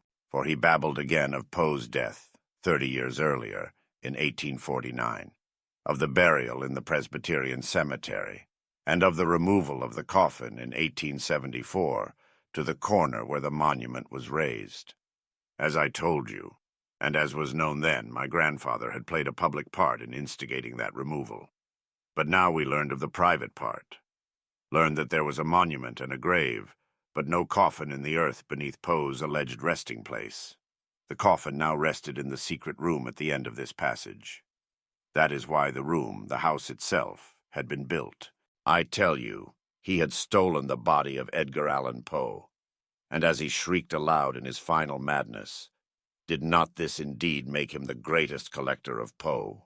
His ultimate intent was never divined, but my father made one significant discovery. The little box clutched to Christopher Canning's bosom contained a portion of the crumbled bones, the veritable dust that was all that remained of Poe's corpse. My host shuddered and turned away. He led me back along that hall of horror, up the stairs into the study. Silently, he filled our beakers, and I drank as hastily, as deeply, as desperately as he. What could my father do? To own the truth was to create a public scandal. He chose instead to keep silence, to devote his own life to study and retirement. Naturally, the shock affected him profoundly. To my knowledge, he never entered the room beyond the iron door, and indeed I did not know of the room or its contents until the hour of his death. and it was not until some years later that I myself found the key among his effects. But find the key I did, and the story was immediately and completely corroborated. Today I'm the greatest collector of Poe, for he lies in the keep below, my eternal trophy. This time, I poured the wine. As I did so, I noted for the first time the imminence of a storm, the impetuous fury of its gusts shaking the casements, and the echoes of its thunder rolling and rumbling down the time-corroded corridors of the old house. The wild, overstrained vivacity with which my host hearkened, or apparently hearkened, to these sounds did nothing to reassure me, for his recent revelation led me to suspect his sanity. That the body of Edgar Allan Poe had been stolen, that this mansion had been built to house it, that it was indeed enshrined in a crypt below, that grandsire, son, and grandson had dwelt here alone, apart, enslaved to a sepulchral secret, was beyond sane belief. And yet, surrounded now by the night and the storm, in a setting torn from Poe's own frenzied fancies, I could not be sure. Here the past was still alive, the very spirit of Poe's tales breathed forth its corruption upon the scene. As thunder boomed, Launcelot Canning took up Poe's flute, and whether in defiance of the storm without, or as a mocking accompaniment, he played, blowing upon it with drunken persistence, with eerie atonality, with nerve-shattering shrillness. To the shrieking of that infernal instrument, the thunder added a braying counterpoint. Uneasy, uncertain, and unnerved, I retreated into the shadows of the bookshelves at the farther end of the room, and idly scanned the titles of a row of ancient tomes. Here was the Chiromancy of Robert Flood, the Directorium Inquisitorum, a rare and curious book in quarto Gothic that was the manual of a forgotten church, and betwixt and between the volumes of pseudo-scientific inquiry, theological speculation, and sundry incunabula, I found titles that arrested and appalled me. De Vermis Mysteriis and the Liber Ibon, treatises on demonology, on witchcraft, on sorcery moulded in crumbling binding. The books were old, but the books were not dusty. They had been read. Read them? It was as though Canning divined my inmost thoughts. He had put aside his flute and now approached me, tittering as though in continued drunken defiance of the storm. Odd echoes and boomings now sounded through the long halls of the house, and curious grating sounds threatened to drown out his words and his laughter. Read them? I study them. Yes, I have gone beyond grandfather and father, too. It was I who procured the books that held the key, and it was I who found the key. A key more difficult to discover, and more important than the key to the vaults below. I often wonder if Poe himself had access to these selfsame tomes, knew the selfsame secrets, the secrets of the grave and what lies beyond, and what can be summoned forth if one but holds the key. He stumbled away and returned with wine. Drink to the night and the storm. I brushed the proffered glass aside. Enough, I said. I must be on my way. Was it fancy, or did I find fear frozen on his features? Canning clutched my arm and cried, No, stay with me. This is no night on which to be alone. I swear I cannot abide the thought of being alone. I can bear to be alone no more. His incoherent babble mingled with the thunder and the echoes. I drew back and confronted him. Control yourself, I counseled. Confess that this is a hoax, an elaborate imposture arranged to please your fancy. Hoax, imposture, stay, and I shall prove to you beyond all doubt. And so saying, Launcelot Canning stooped and opened a small drawer set in the wall beneath and beside the bookshelves. This should repay you for your interest in my story and in Poe. Know that you are the first other person than myself to glimpse these treasures. He handed me a sheaf of manuscripts on plain white paper, documents written in ink curiously similar to that I had noted while perusing Poe's letters. Pages were clipped together in groups, and for a moment I scanned titles alone. The Worm of Midnight by Edgar Poe, I read aloud. The Crypt, I breathed, and here, The Further Adventures of Arthur Gordon Pym, and in my agitation I came close to dropping the precious pages. Are these what they appear to be? The unpublished tales of Poe? My host bowed. Unpublished, undiscovered, unknown save to me and to you. But this cannot be, I protested. Surely there would have been a mention of them somewhere, in Poe's own letters, or those of his contemporaries. There would have been a clue, An indication, somewhere, someplace, somehow. Thunder mingled with my words, and thunder echoed in Canning's shouted reply. You dare to presume an imposture? Then compare. He stooped again and brought out a glassine folio of letters. Here, is this not the veritable script of Edgar Poe? Look at the calligraphy of the letter, then at the manuscripts. Can you say they are not penned by the self-same hand? I looked at the handwriting, wondered at the possibilities of a monomaniac's forgery.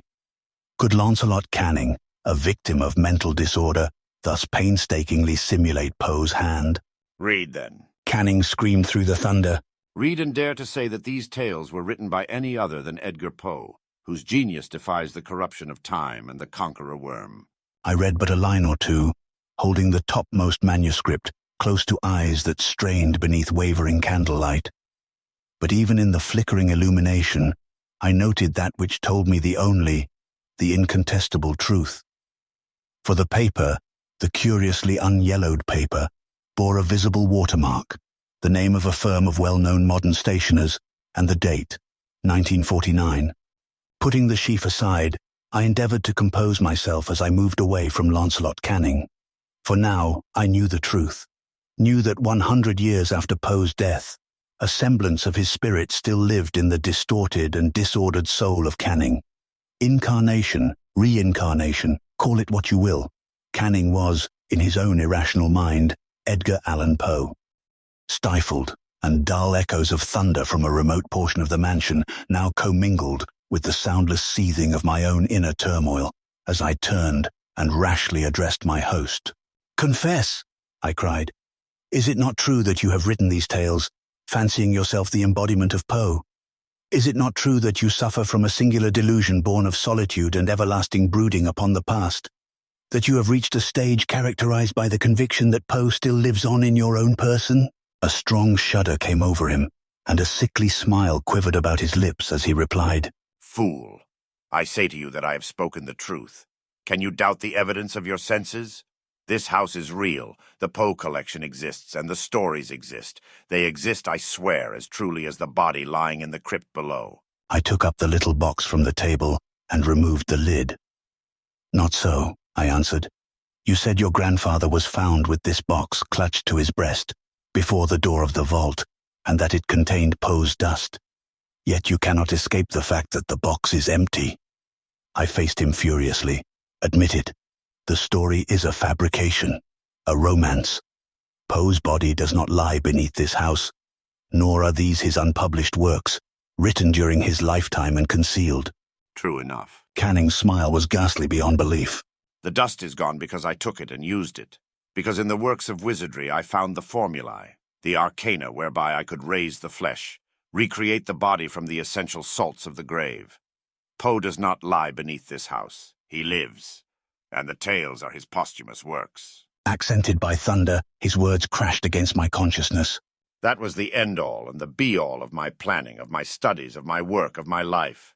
To raise by sorcery the veritable spirit of Edgar Poe from the grave, reclothed and animate in flesh, set him to dwell and dream and do his work again in the private chambers I built in the vaults below.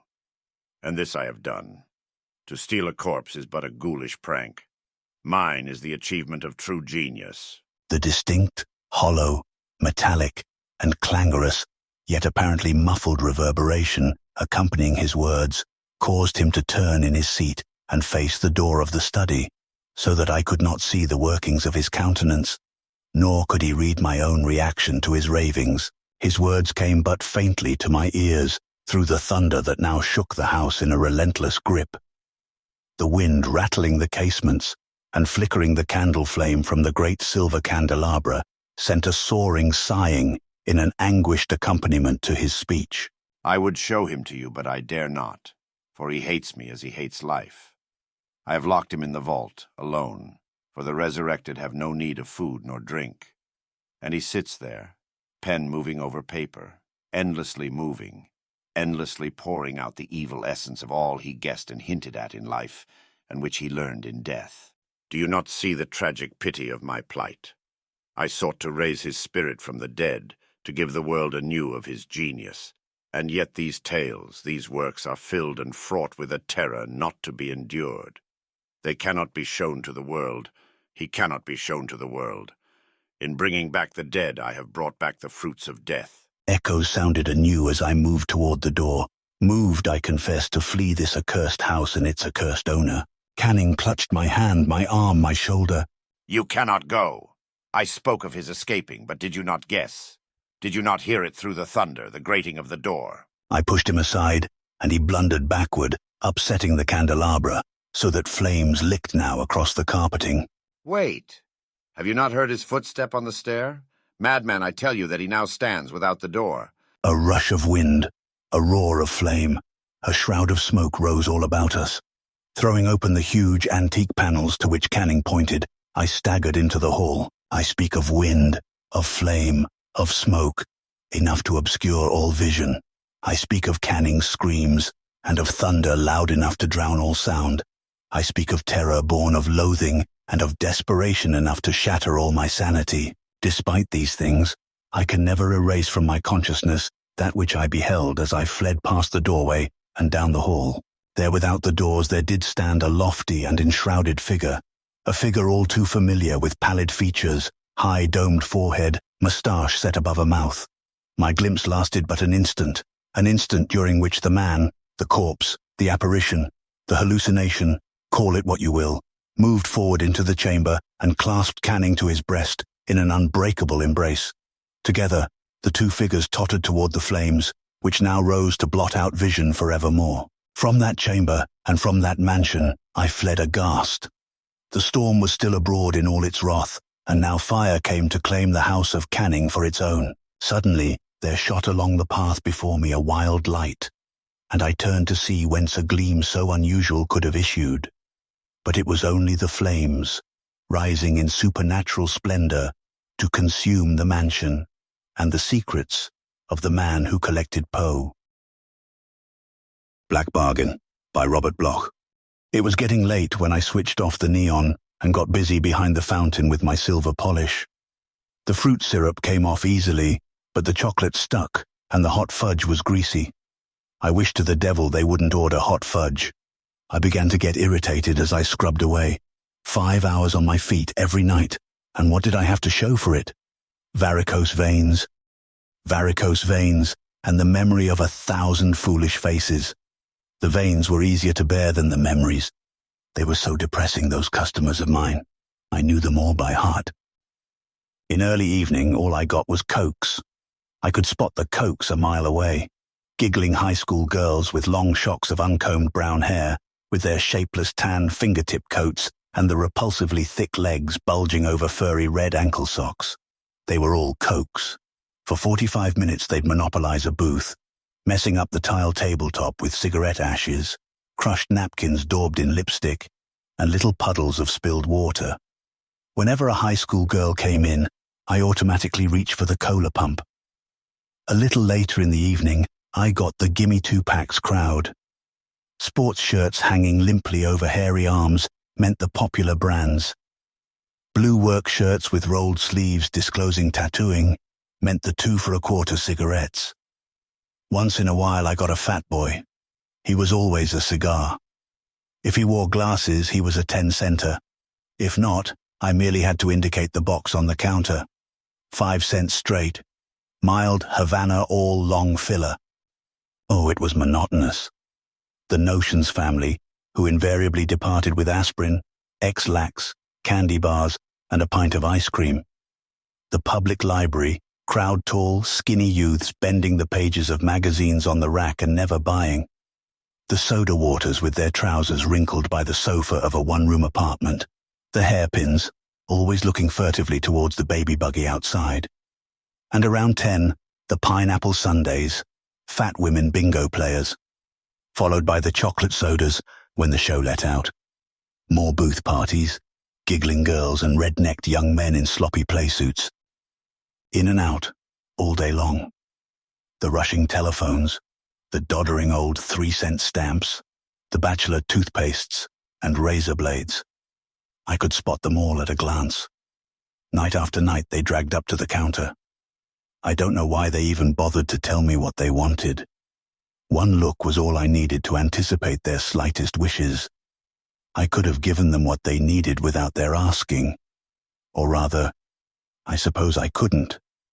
Because what most of them really needed was a good long drink of arsenic, as far as I was concerned. Arsenic?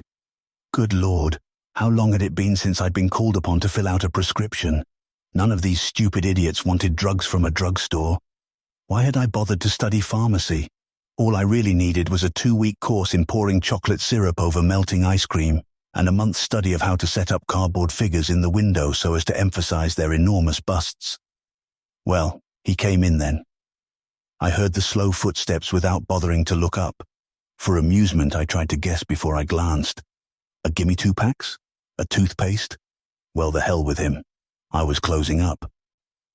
The male footsteps had shuffled up to the counter before I raised my head. They halted timidly. I still refused to give any recognition of his presence. Then came a hesitant cough. That did it. I found myself staring at Casper Milk Toast and Nearly Rags, a middle-aged, thin little fellow with sandy hair and rimless glasses perched on a snub nose. The crease of his froggish mouth underlined the despair of his face. He wore a frayed $16.50 suit, a wrinkled white shirt, and a string tie, but humility was his real garment. It covered him completely, that aura of hopeless resignation. To hell with psychoanalysis. I'm not the drugstore Dale Carnegie. What I saw added up to only one thing in my mind: a moocher. I beg your pardon, please, but have you any tincture of aconite? Well, miracles do happen. I was going to get a chance to sell drugs after all. Or was I? When despair walks in and asks for aconite, it means suicide. I shrugged. Aconite? I echoed. I don't know. He smiled a little. Or rather, that crease wrinkled back in a poor imitation of amusement. But on his face, a smile had no more mirth in it than the grin you see on a skull. I know what you're thinking, but you're wrong. I'm a chemist. I'm doing some experiments, and I must have 4 ounces of aconite at once, and some belladonna. Yes, and wait a minute. Then he dragged the book out of his pocket. I craned my neck, and it was worth it. The book had rusty metal covers, and was obviously very old. When the thick yellow pages fluttered open under his trembling thumb, I saw flecks of dust rise from the binding. The heavy black-lettered type was German, but I couldn't read anything at that distance. Let me see now. Aconite belladonna. Yes, and I have this. The cat, of course. Nightshade Oh, yes, I'll need some phosphorus, of course. Have you any blue chalk? Good, and I guess that's all. I was beginning to catch on, but what the devil did it matter to me? A screwball, more or less, was nothing new in my life. All I wanted to do was get out of here and soak my feet. I went back and got the stuff for him quickly. I peered through the slot above the prescription counter, but he wasn't doing anything, just paging through that black iron-bound book and moving his lips. Wrapping the parcel, I came out. Anything else, sir? Oh, yes. Could I have about a dozen candles? The large size? I opened a drawer and scrabbled for them under the dust. I'll have to melt them down and reblend them with the fat. What? Nothing, I was just figuring. Sure. That's the kind of figuring you do best when you're counting the pads in your cell. But it wasn't my business, was it? So I handed over the package like a fool. Thank you. You've been very kind. I must ask you to be kinder to charge this. Oh, swell. You see, I'm temporarily out of funds. But I can assure you in a very short time, in fact within 3 days, I shall pay you in full. Yes? A very convincing plea. I wouldn't give him a cup of coffee on it, and that's what bums usually ask for, instead of aconite and candles. But if his words didn't move me, his eyes did. They were so lonely behind his spectacles, so pitifully alone. Those 2 little puddles of hope in the desert of despair that was his face. All right. Let him have his dreams. Let him take his old iron-bound dream book home with him and make him crazy. Let him light his tapers and draw his phosphorescent circle and recite his spells to Little Wahoo, the Indian guide of the spirit world, or whatever the hell he wanted to do. No, I wouldn't give him coffee, but I'd give him a dream. That's okay, buddy, I said. We're all down on our luck sometime, I guess. That was wrong. I shouldn't have patronized. He stiffened at once and his mouth curled into a sneer of superiority, if you please. I'm not asking charity. You'll get paid, never fear, my good man. In 3 days, mark my words. Now good evening. I have work to do. Out he marched, leaving my good man with his mouth open. Eventually I closed my mouth, but I couldn't clamp a lid on my curiosity. That night, walking home, I looked down the dark street with new interest. The black houses bulked like a barrier behind which lurked fantastic mysteries. Row upon row, not houses anymore, but dark dungeons of dreams. In what house did my stranger hide? In what room was he intoning to what strange gods? Once again I sensed the presence of wonder in the world, of lurking strangeness behind the scenes of drugstore and apartment house civilization. Black books still were read, and wild-eyed strangers walked and muttered. Candles burned into the night, and a missing alley cat might mean a chosen sacrifice. But my feet hurt, so I went home. Chapter 2. Same old malted milks, cherry cokes, Vaseline, Listerine, hairnets, bathing caps, cigarettes, and what have you. Me, I had a headache. It was 4 days later, almost the same time of night, when I found myself scrubbing off the soda taps again. Sure enough, he walked in. I kept telling myself all evening that I didn't expect him, but I did expect him really. I had that crawling feeling when the door clicked. I waited for the shuffle of the Tom McCann shoes. Instead, there was a brisk tapping of Oxfords. English Oxfords, the $18.50 kind. I looked up in a hurry this time. It was my stranger. At least he was there. Someplace beneath the flashy blue pinstripe of his suit, the immaculate shirt and foulard tie. He'd had a shave, a haircut, a manicure, and evidently a winning ticket in the Irish sweepstakes. Hello there. Nothing wrong with that voice. I've heard it in the ritzy hotel lobbies for years, brimming over with pep and confidence and authority. Well, well, well, was all I could say. He chuckled. His mouth wasn't a crease anymore. It was a trumpet of command. Out of that mouth could come orders and directions. This wasn't a mouth shaped for hesitant excuses any longer. It was a mouth for requesting expensive dinners, choice vintage wines, heavy cigars. A mouth that barked at taxi drivers and doormen. Surprised to see me, eh? Well, I told you it would take 3 days. Want to pay you your money, thank you for your kindness. That was nice. Not the thanks, the money. I like money. The thought of getting some I didn't expect made me genial. So your prayers were answered, eh? I said. He frowned. Prayers? What prayers? Why, I thought that I'd pulled a boner and no mistake. I don't understand. He snapped, understanding perfectly well. Did you perhaps harbour some misapprehension concerning my purchases of the other evening? A few necessary chemicals, that's all, to complete the experiment I spoke of. And the candles, I must confess, were to light my room. They shut my electricity off the day before. Well, it could be. Might as well tell you the experiment was a howling success. Yes, sir. Went right down to Newsome with the results, and they put me on as assistant research director. Quite a break. Newsome was the biggest chemical supply house in our section of the country, and he went right down in his rags and was put on as assistant research director. Well, live and learn. So here's the money. $2.39, wasn't it? Can you change a 20? I couldn't. That's all right, keep it. I refused, I don't know why. Made me feel crawling again somehow. Well then, tell you what let's do. You are closing up, aren't you? Why not step down the street to the tavern for a little drink? I'll get change there. Come on, I feel like celebrating.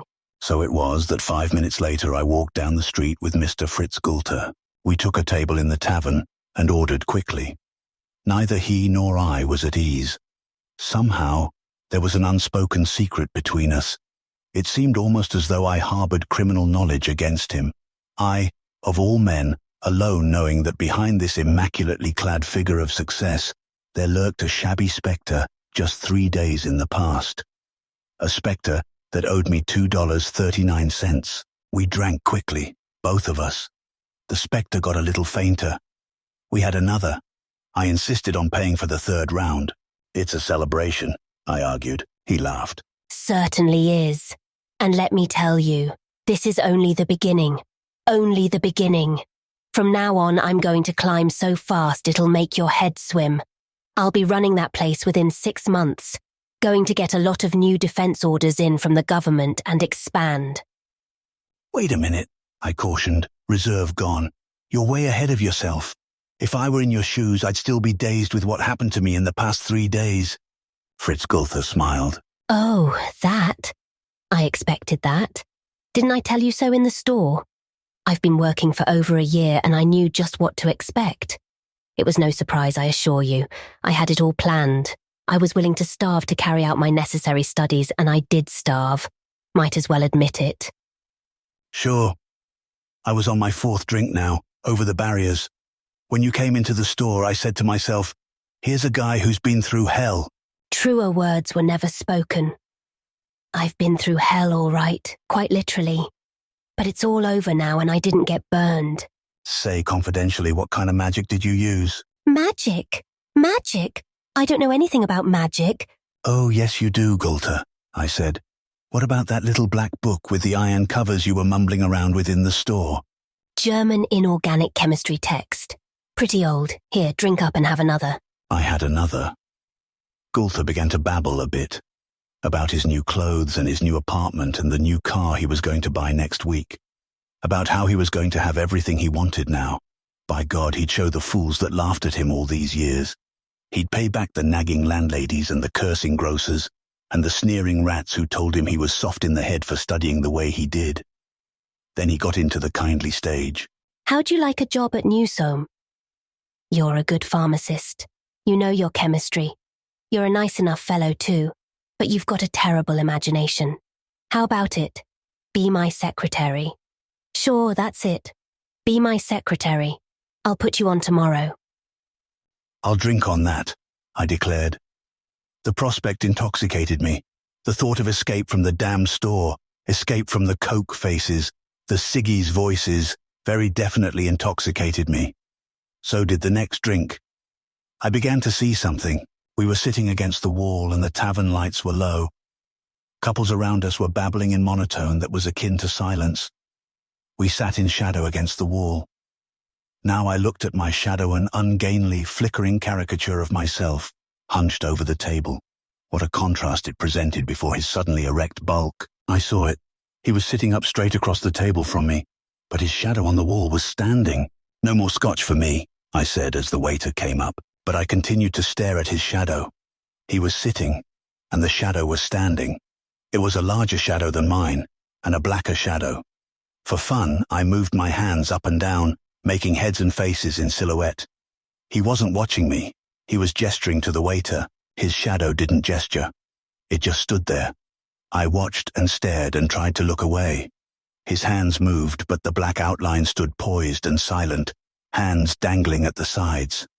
And yet I saw the familiar shape of his head and nose, unmistakably his. Say, Gulther, I said, your shadow here on the wall. I slurred my words.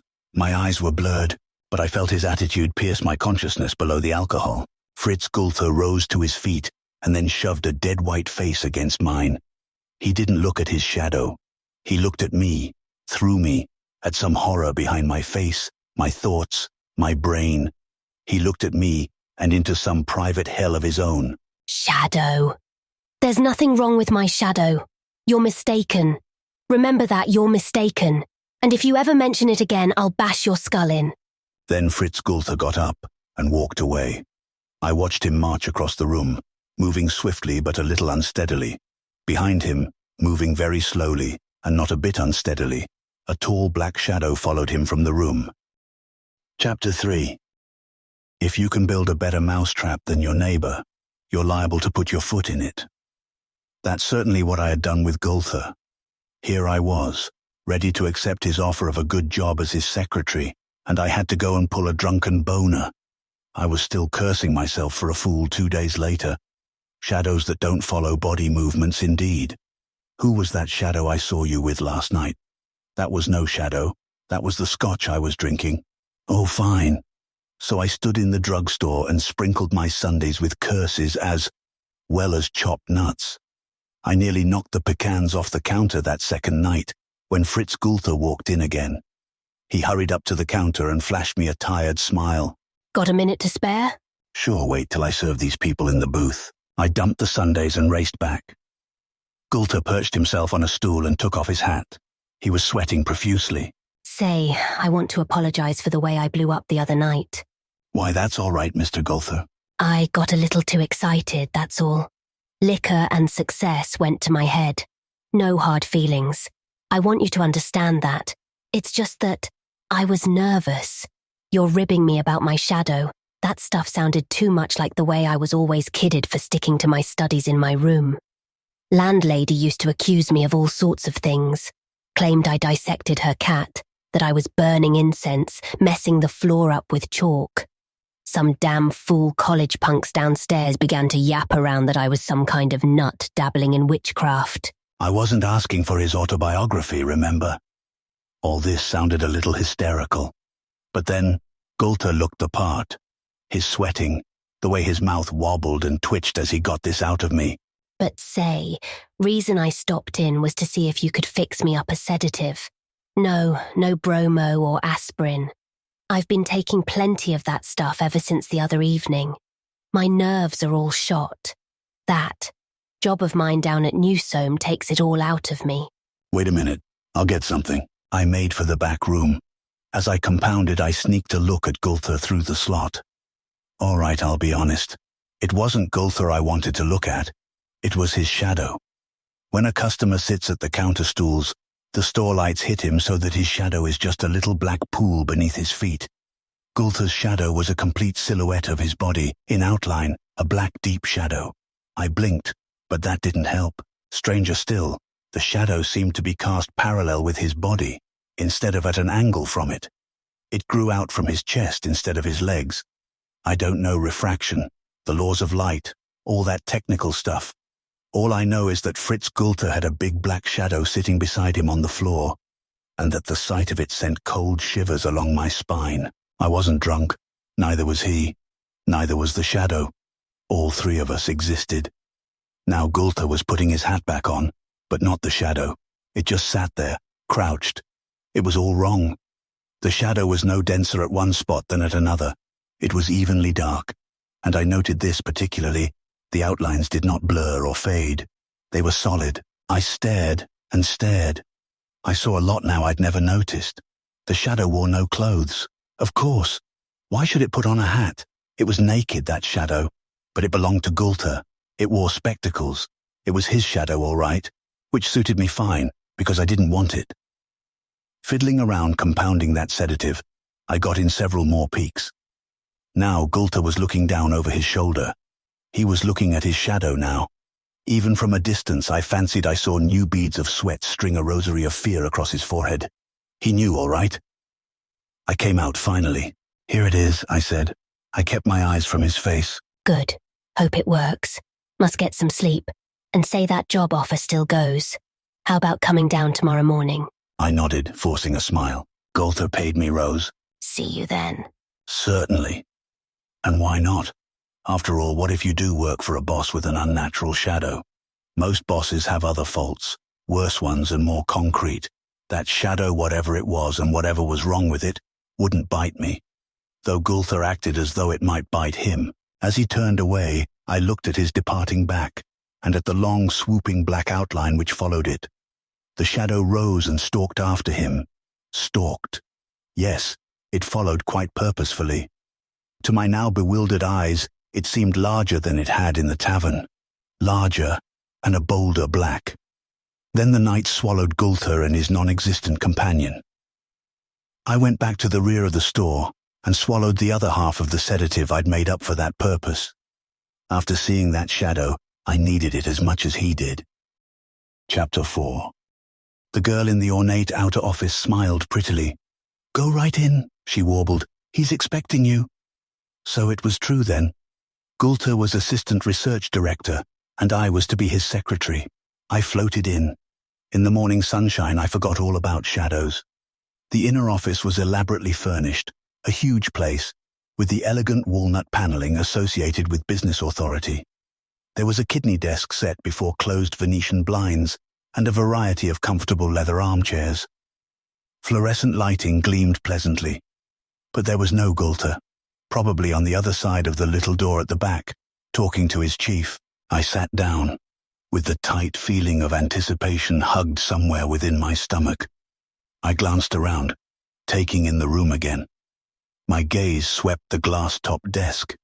It was bare, except in the corner, where a small box of cigars rested. No, wait a minute. That wasn't a cigar box. It was metal. I'd seen it somewhere before. Of course, it was Gülter's iron-bound book, German Inorganic Chemistry. Who was I to doubt his word? So naturally, I just had to sneak a look before he came in. I opened the yellowed pages. De Vermis Mysterious. Mysteries of the Worm. This was no inorganic chemistry text. It was something entirely different. Something that told you how you could compound aconite and belladonna and draw circles of phosphorescent fire on the floor when the stars were right. Something that spoke of melting tallow candles and blending them with corpse fat. Whispered of the uses to which animal sacrifice might be put. It spoke of meetings that could be arranged with various parties most people don't either care to meet or even believe in. The thick black letters crawled across the pages, and the detestable odor arising from the musty thing formed a background for the nastiness of the text. I won't say whether or not I believed what I was reading, but I will admit that there was an air, a suggestion about those cold, deliberate directions for traffic with alien evil, which made me shiver with repulsion. Such thoughts have no place in sanity, even as fantasy, and if this is what Gülter had done with the materials, he'd bought himself for $2.39. Years of study, eh? Experiments. What was Gülter trying to call up? What did he call up? And what bargain did he make? The man who could answer these questions sidled out from behind the door.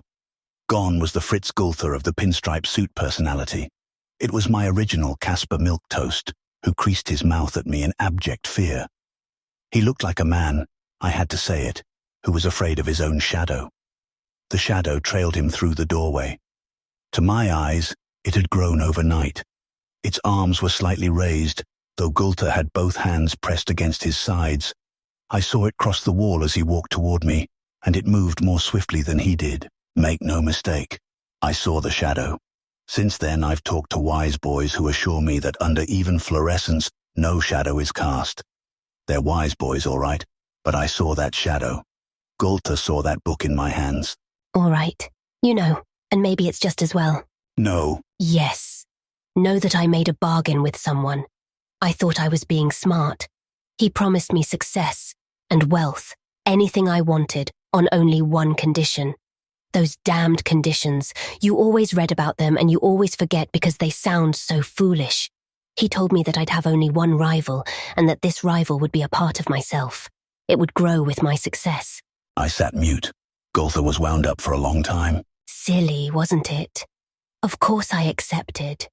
And then I found out what my rival was, what it would be. This shadow of mine. It's independent of me, you know that, and it keeps growing. Oh, not in size, but in depth, in intensity. It's becoming, maybe I am crazy, but you see it too. More solid, thicker, as though it had palpable substance. Creasemouth wobbled violently, but the words choked on. The further I go, the more it grows. Last night I took your sedative and it didn't work. Didn't work at all. I sat up in the darkness and watched my shadow. In darkness? Yes, it doesn't need light. It really exists now, permanently. In the dark it's just a blacker blur, but you can see it. It doesn't sleep or rest. It just waits. And you're afraid of it? Why? I don't know. It doesn't threaten me or make gestures or even take any notice of me. Shadows taking notice sounds crazy, doesn't it? But you see it as I do. You can see it waiting, and that's why I'm afraid. What's it waiting for? The shadow crept closer over his shoulder, eavesdropping. I don't need you for a secretary, I need a nurse. What you need is a good rest. Rest? How can I rest? I just came out of Newsome's office. He doesn't notice anything yet. Too stupid, I suppose. The girls in the office look at me when I pass, and I wonder if they see something peculiar. But Newsome doesn't. He just made me head of research, completely in charge. In 5 days? Marvelous. Isn't it? Except for our bargain, whenever I succeed, my rival gains power with me. That will make the shadow stronger. How? I don't know. I'm waiting, and I can't find rest. I'll find it for you. Just lie down and wait. I'll be back. I left him hastily, left him sitting at his desk, all alone. Not quite alone. The shadow was there too. Before I went, I had the funniest temptation. I wanted to run my hand along the wall, through that shadow, and yet I didn't. It was too black, too solid. What if my hand should actually encounter something? So I just left. I was back in half an hour. I grabbed Gulther's arm, bared it, plunged the needle home. "Morphine," I whispered. "You'll sleep now." He did, resting on the leather sofa. I sat at his side, watching the shadow that didn't sleep. It stood there towering above him unnaturally. I tried to ignore it, but it was a third party in the room. Once, when I turned my back, it moved. It began to pace up and down. I opened my mouth, trying to hold back a scream. The phone buzzed. I answered mechanically, my eyes never leaving the black outline on the wall that swayed over Gulther's recumbent form. "Yes? No, he's not in right now. This is Mr. Gulther's secretary speaking. Your message? Yes, I'll tell him. I certainly will. Thank you." It had been a woman's voice, a deep, rich voice. Her message was to tell Mr. Gulther she'd changed her mind. She'd be happy to meet him that evening at dinner. Another conquest for Fritz Gulther. Two conquests in a row. That meant conquests for the shadow too. But how? I turned to the shadow on the wall and got a shock. It was lighter, grayer, thinner, wavering a little. What was wrong? I glanced down at Gulther's sleeping face.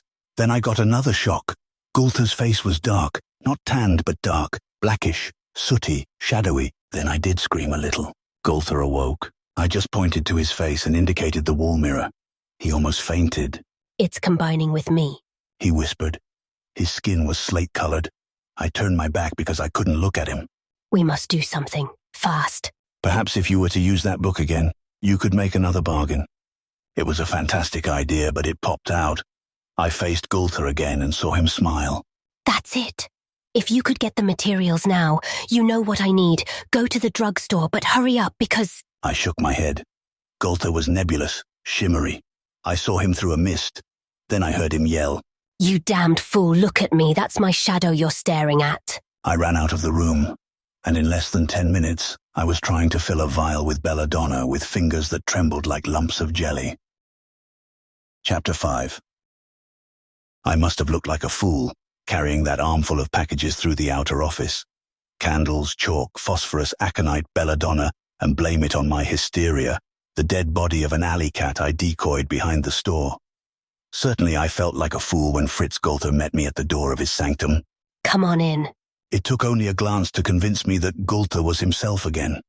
Whatever the black change that frightened us so had been, he'd shook it off while I was gone. Once again, the trumpet voice held authority. Once again, the sneering smile replaced the apologetic crease in the mouth. Gulther's skin was white, normal. His movements were brisk and no longer frightened.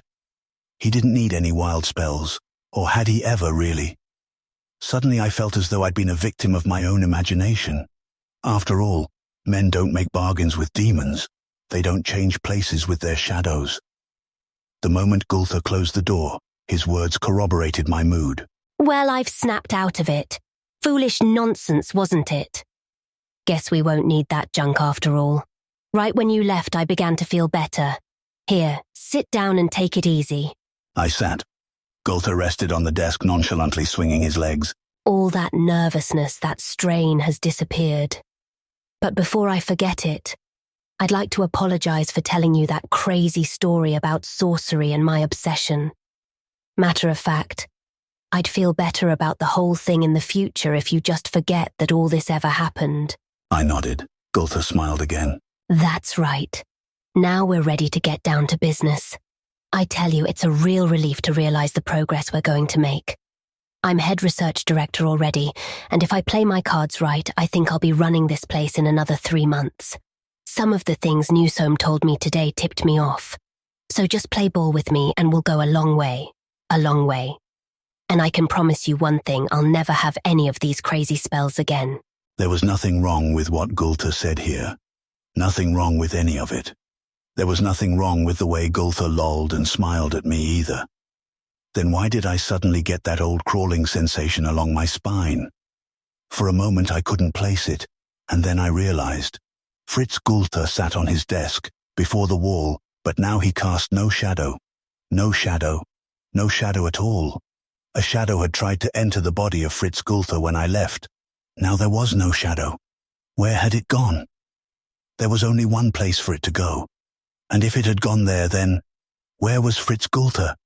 He read it in my eyes. I read it in his swift gesture. Gulter's hand dipped into his pocket and re-emerged. As it rose, I rose and sprang across the room. I gripped the revolver, pressed it back and away, and stared into his convulsed countenance, into his eyes. Behind the glasses, behind the human pupils, there was only a blackness, the cold, grinning blackness of a shadow. Then he snarled, arms clawing up as he tried to wrest the weapon free, aim it. His body was cold, curiously weightless, but filled with a slithering strength. I felt myself go limp under those icy, scrabbling talons, but as I gazed into those two dark pools of hate that were his eyes, fear and desperation lent me aid.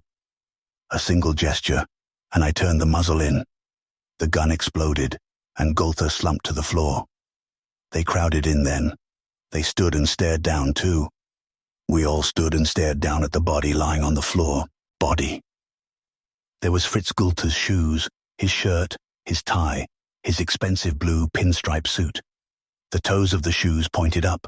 The shirt and tie and suit were creased and filled out to support a body beneath. But there was no body on the floor. There was only a shadow, a deep black shadow, encased in Fritz Gulter's clothes. Nobody said a word for a long minute. Then one of the girls whispered, "Look, it's just a shadow." I bent down quickly and shook the clothes. As I did so, the shadow seemed to move beneath my fingers, to move and to melt. In an instant, it slithered free from the garments. There was a flash, or a final retinal impression of blackness, and the shadow was gone. The clothing sagged down into an empty, huddled heap on the floor. I rose and faced them. I couldn't say it loud, but I could say it gratefully. Very gratefully. "No," I said, "you're mistaken. There's no shadow there. There's nothing at all, absolutely nothing at all." Notebook Found in a Deserted House by Robert Bloch. First off, I want to write that I never did anything wrong. Not to nobody. They got no call to shut me up here, whoever they are. They got no reason to do what I'm afraid they're going to do either. I think they're coming pretty soon, because they've been gone outside a long time. Digging, I guess, in that old well. Looking for a gate, I heard. Not a regular gate, of course, but something else. Got a notion what they mean, and I'm scared. I'd look out the windows, but of course they are boarded up, so I can't see. But I turned on the lamp, and I found this here notebook, so I want to put it all down. Then if I get a chance, maybe I can send it to somebody who can help me. Or maybe somebody will find it. Anyway, it's better to write it out as best I can instead of just sitting here and waiting for them to come and get me. I better start by telling my name, which is Willie Osborne, and that I am 12 years old last July. I don't know where I was born. First thing I can remember is living out Rudesford way, out in what folks call the back hill country. It's real lonesome out there with deep woods all around and lots of mountains and hills that nobody ever climbs. Grandma used to tell me about it when I was just a little shaver. That's who I lived with, just Grandma on account of my real folks being dead. Grandma was the one who taught me how to read and write. I never been to a regular school. Grandma knew all kinds of things about the hills and the woods, and she told me some mighty queer stories. That's what I thought they was, anyway, when I was little and living all alone with her. Just stories, like the ones in books. Like stories about them ones hiding in the swamps. That was here before the settlers and the Indians both. And how there was circles in swamps and big stones called altars, where them ones used to make sacrifices to what they worshipped.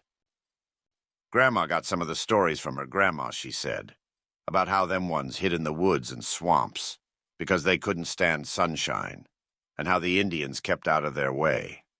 She said sometimes the Indians would leave some of their young people tied to trees in the forest as a sacrifice, so as to keep them contented and peaceful. Indians knew all about them, and they tried to keep white folks from noticing too much or settling too close to the hills. Them ones didn't cause much trouble, but they might if they was crowded. So the Indians give excuses not for settling, saying there weren't enough hunting and no trails and it was too far off from the coast. Grandma told me that was why not many places was settled even today. Nothing but a few farmhouses here and there. She told me them ones was still alive, and sometimes on certain nights in the spring and fall, you could see lights and hear noises far off on the tops of the hills. Grandma said I had an Aunt Lucy and an Uncle Fred who lived out there right smack in the middle of the hills. Said my pa used to visit them before he got married, and once he heard them beating on a tree drum one night along about Halloween time. That was before he met Ma, and they got married, and she died when I come and he went away.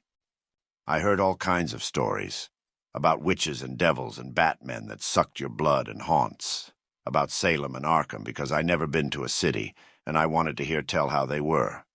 About a place called Innsmouth with old rotten houses where people hid awful things away in the cellars and the attics.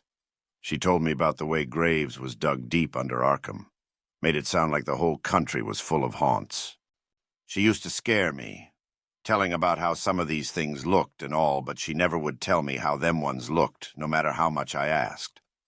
Said she didn't want me to have any truck with such things. Bad enough she and her kin knew as much as they did. Almost too much for decent God-fearing people. It was lucky for me I didn't have to bother with such ideas. Like my own ancestor on my father's side, Mehitabel Osborne, who got hanged for a witch back in the Salem days.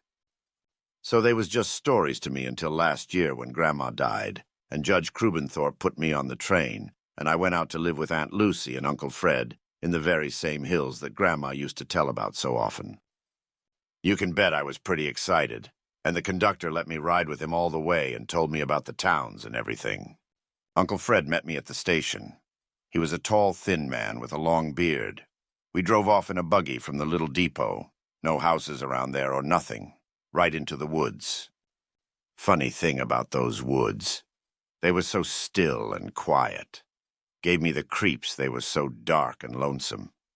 Seemed like nobody had ever shouted or laughed or even smiled in them. Couldn't imagine anyone saying anything there except in whispers. Trees and all was so old, too.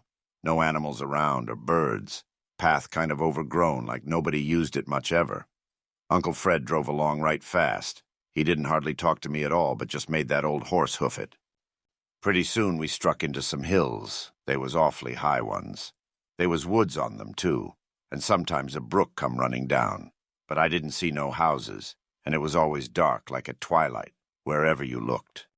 Lastly, we got to the farmhouse, a little place. Old frame house and barn in a clear space and trees all around, kind of gloomy-like. Aunt Lucy come out to meet us. She was a nice sort of little middle-aged lady who hugged me and took my stuff in back. But all this don't hold with what I'm supposed to write down here. It don't matter that all this last year I was living in the house here with them, eating off the stuff Uncle Fred farmed without ever going into town. No other farms around here for almost 4 miles and no school, so evenings Aunt Lucy would help me with my reading. I never played much. At first I was scared of going into the woods on account of what Grandma had told me. Besides, I could tell as Aunt Lucy and Uncle Fred was scared of something from the way they locked the doors at night and never went into the woods after dark, even in summer.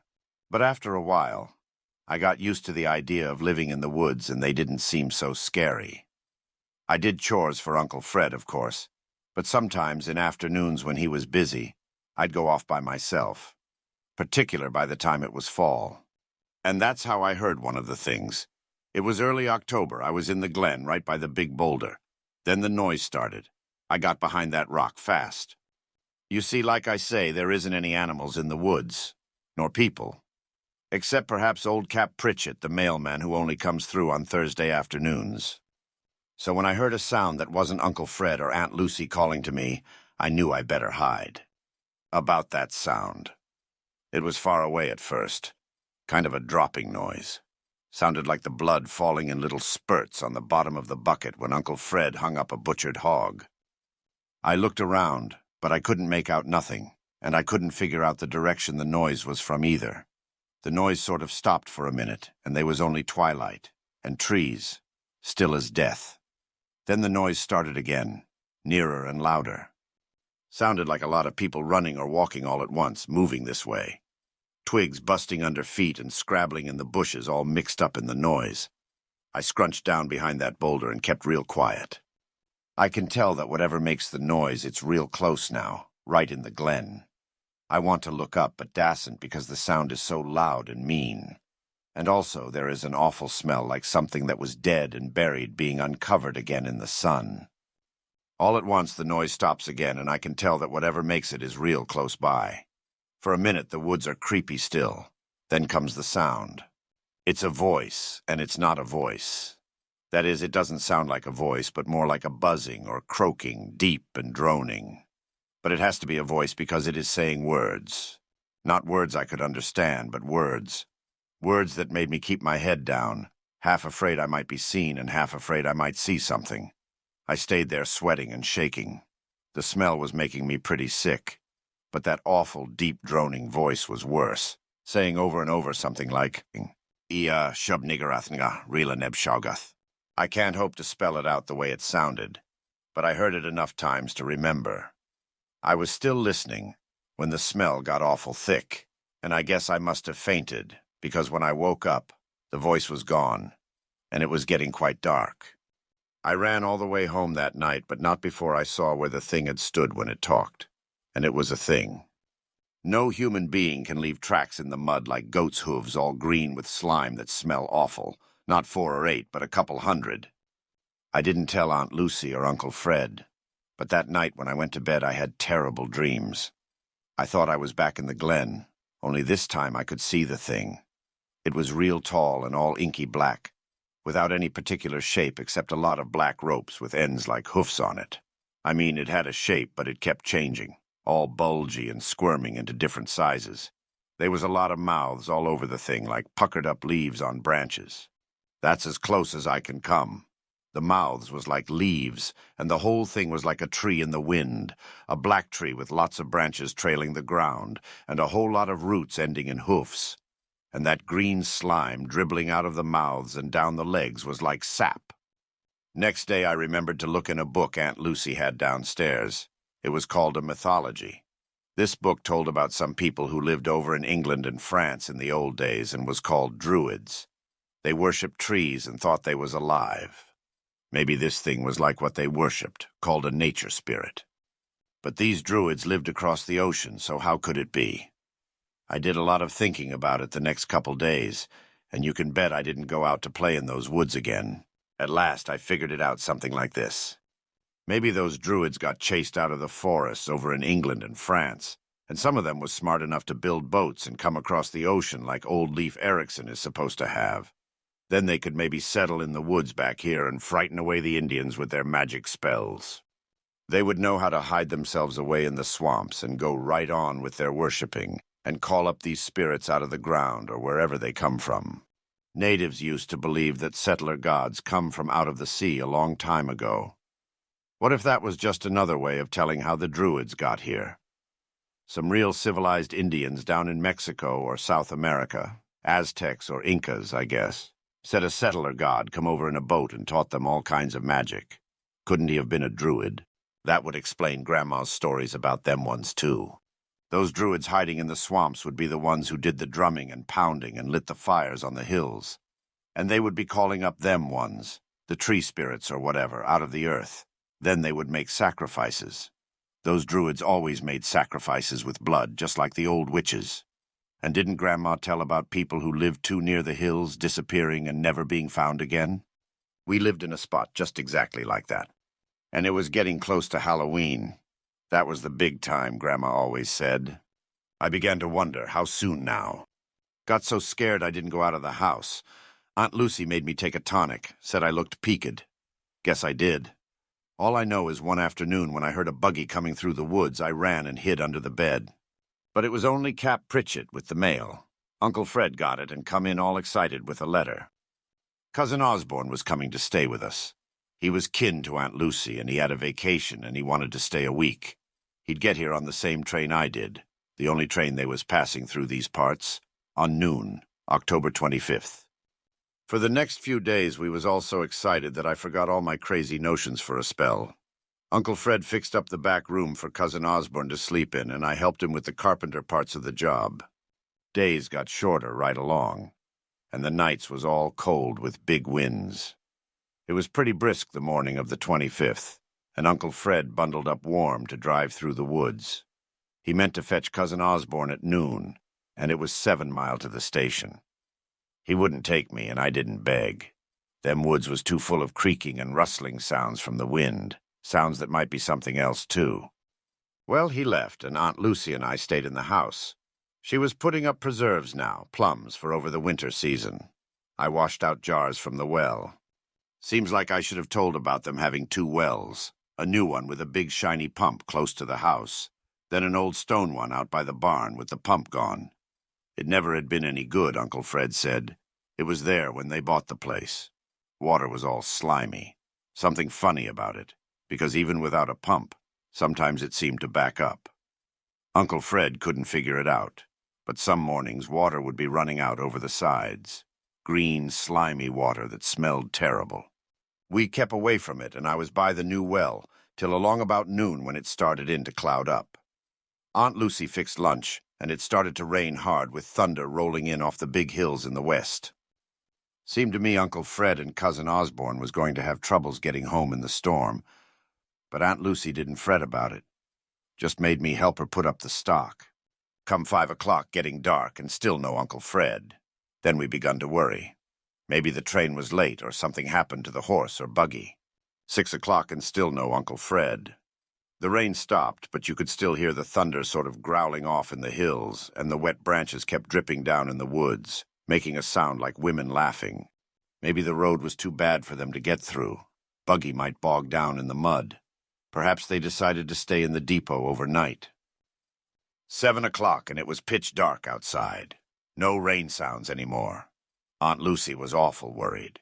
She said for us to go out and post a lantern on the fence rail by the road. We went down the path to the fence. It was dark, and the wind had died down. Everything was still, like in the deep part of the woods. I felt kind of scared just walking down the path with Aunt Lucy, like something was out there in the quiet dark, someplace, waiting to grab me. We lit the lantern and stood there looking down the dark road and... "What's that?" said Aunt Lucy, real sharp. I listened and heard a drumming sound far away. "Horse and buggy," I said. Aunt Lucy perked up. "You're right," she says all at once. And it is, because we see it. The horse is running fast, and the buggy lurches behind it, crazy-like. It don't even take a second look to see something has happened, because the buggy don't stop by the gate but keeps going up to the barn with Aunt Lucy and me running through the mud after the horse.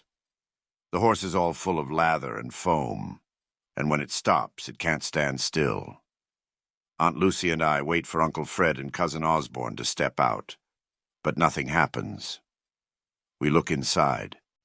There isn't anybody in the buggy at all.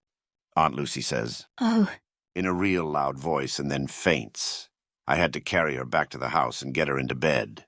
I waited almost all night by the window, but Uncle Fred and Cousin Osborne never showed up. Never. The next few days was awful. There was nothing in the buggy for a clue like to what happened, and Aunt Lucy wouldn't let me go along the road into town, or even to the station through the woods. The next morning the horse was dead in the barn, and of course we would have had to walk to the depot or all those miles to Warren's farm. Aunt Lucy was scared to go and scared to stay, and she allowed as how when Cap Pritchett comes by we had best go with him over to town and make a report, and then stay there until we found out what happened. Me, I had my own ideas what happened.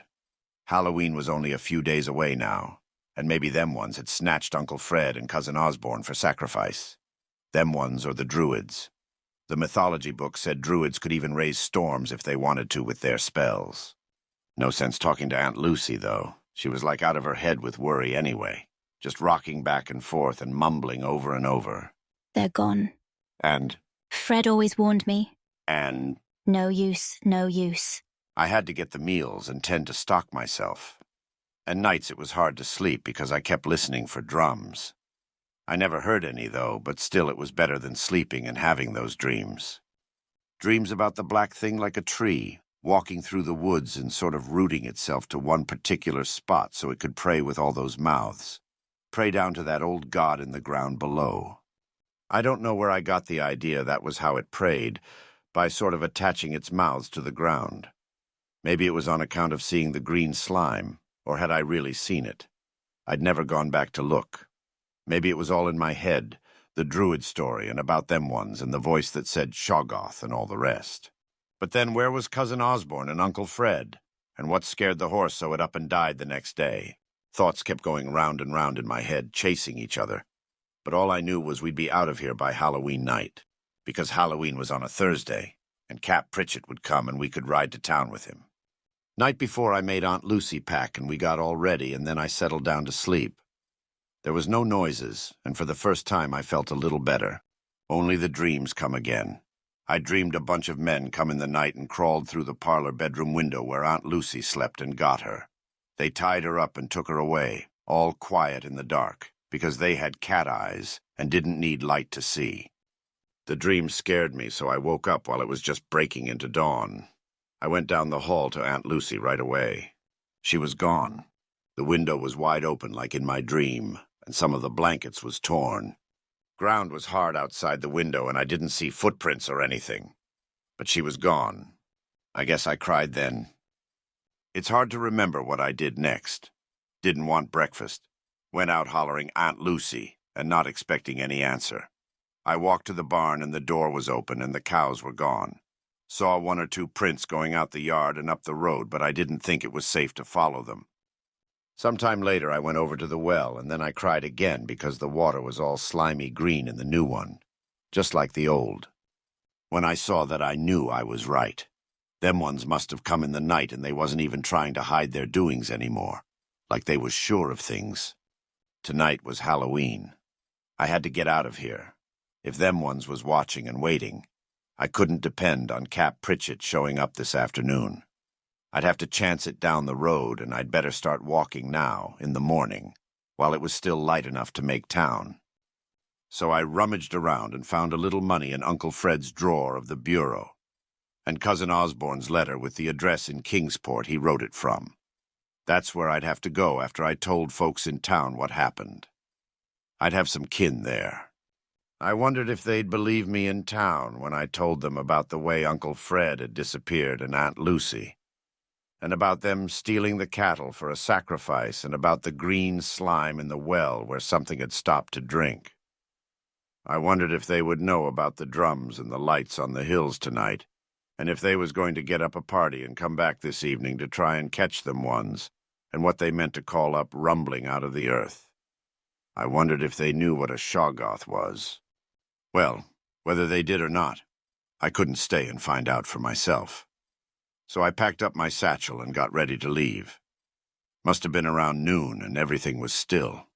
I went to the door and stepped outside, not bothering to lock it behind me. Why should I, with nobody around for miles? Then I heard the noise down the road. Footsteps. Somebody walking along the road, just around the bend. I stood still for a minute, waiting to see, waiting to run. Then he come along. He was tall and thin, and looked something like Uncle Fred, only a lot younger and without a beard. And he was wearing a nice city kind of suit and a crush hat. He smiled when he saw me and come marching up like he knowed who I was. "Hello, Willie," he said. I didn't say nothing. I was so confused. "Don't you know me?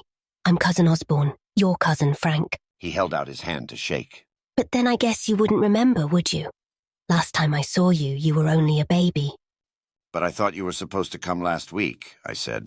We expected you on the 25th. "Didn't you get my telegram?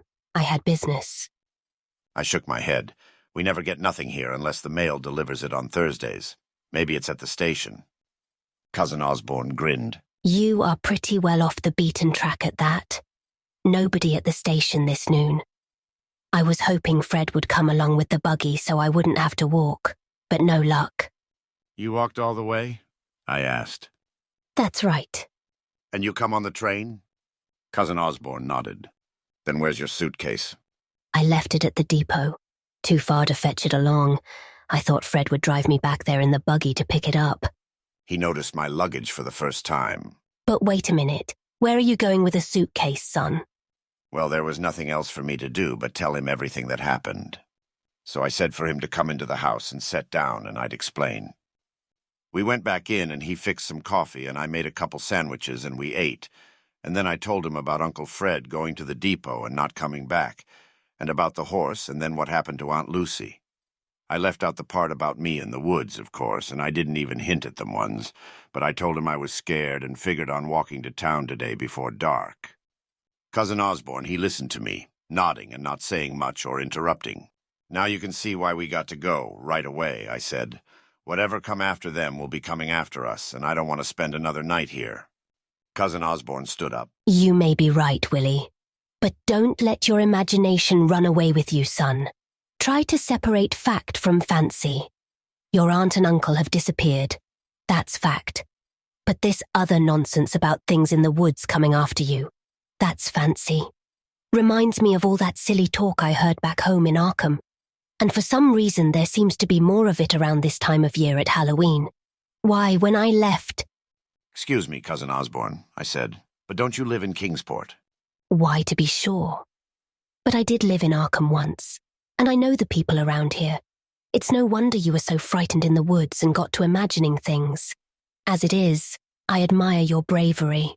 For a 12-year-old, you've acted very sensibly. Then let's start walking, I said. Here it is almost 2 and we better get moving if we want to make town before sundown. Not just yet, son. I wouldn't feel right about leaving without looking around and seeing what we can discover about this mystery. After all, you must understand that we can't just march into town and tell the sheriff some wild nonsense about strange creatures in the woods making off with your aunt and uncle. Sensible folks just won't believe such things. They might think I was lying and laugh at me. Why, they might even think you had something to do with your aunt and uncle's, well, leaving. Please, I said, we gotta go right now. He shook his head. I didn't say any more. I might have told him a lot about what I dreamed and heard and saw and knew, but I figured it was no use. Besides, there were some things I didn't want to say to him now that I had talked to him. I was feeling scared again. First he said he was from Arkham, and then when I asked him he said he was from Kingsport, but it sounded like a lie to me. Then he said something about me being scared in the woods, and how could he know that? I never told him that part at all. If you want to know what I really thought, I thought maybe he wasn't really Cousin Osborne at all. And if he wasn't, then who was he? I stood up and walked back into the hall. Where you going, son? Outside. I'll come with you. Sure enough, he was watching me. He wasn't going to let me out of his sight. He came over and took my arm, real friendly, but I couldn't break loose. No, he hung on to me. He knew I meant to run for it. What could I do? All alone in the house in the woods with this man, with night coming on. Halloween night, and them ones out there waiting. We went outside, and I noticed it was getting darker already, even in afternoon. Clouds had covered up the sun, and the wind was moving the trees so they stretched out their branches like they was trying to hold me back. They made a rustling noise, just as if they were whispering things about me, and he sort of looked up at them and listened. Maybe he understood what they were saying. Maybe they were giving him orders. Then I almost laughed, because he was listening to something and now I heard it too. It was a drumming sound on the road. Cap Pritchett, I said. He's the mailman. Now we can ride to town with him in the buggy. Let me talk to him. About your aunt and uncle. No sense in alarming him, and we don't want any scandal, do we? You just run along inside. But Cousin Osborne, I said, we got to tell the truth. Of course, son. But this is a matter for adults. Now run along, I'll call you. He was real polite about it, and even smiled. But all the same, he dragged me back up the porch and into the house and slammed the door. I stood there in the dark hall, and I could hear Cap Pritchett slow down and call out to him, and him going up to the buggy and talking, and then all I heard was a lot of mumbling real low. I peeked out through a crack in the door and saw them. Cap Pritchett was talking to him friendly, all right, and nothing was wrong. Except that in a minute or so, Cap Pritchett waved, and then he grabbed the reins and the buggy started off again. Then I knew I'd have to do it no matter what happened. I opened the door and ran out, suitcase and all, down the path and up the road after the buggy. Cousin Osborne, he tried to grab me when I went by, but I ducked around him and yelled, "Wait for me, Cap, I'm coming. Take me to town." Cap slowed down and stared back, real puzzled. Willie, why I thought you was gone. He said you went away with Fred and Lucy. Pay no attention, I said. He didn't want me to go. Take me to town. I'll tell you what really happened. Please, Cap, you gotta take me. Sure, I'll take you, Willie. Hop right up here. I hopped. Cousin Osborne come right up to the buggy. Here now. He said real sharp. You can't leave like this. I forbid it. You're in my custody. Don't listen to him, I yelled. Take me, Cap, please. Very well. If you insist on being unreasonable, we'll all go. I cannot permit you to leave alone. He smiled at Cap. You can see the boy is unstrung, and I trust you will not be disturbed by his imaginings. Living out here like this, well, you understand, he's not quite himself. I'll explain everything on the way to town. He sort of shrugged at Cap and made signs of tapping his head. Then he smiled again and made to climb up next to us in the buggy seat. But Cap didn't smile back. No, you don't. This boy Willie is a good boy. I know him. I don't know you. Looks as if you'd done enough explaining already, mister, when you said Willie had gone away. But I merely wanted to avoid talk. You see, I've been called in to doctor the boy. He's mentally unstable. Stables be damned. Cap spit out some tobacco juice right at Cousin Osborne's feet. We're going. Cousin Osborne stopped smiling. Then I insist you take me with you, He said, and he tried to climb into the buggy. Cap reached into his jacket, and when he pulled his hand out again, he had a big pistol in it. Get down. Mister, you're talking to the United States Mail, and you don't tell the government nothing, understand? Now get down before I mess your brains all over this road. Cousin Osborne scowled, but he got away from the buggy fast.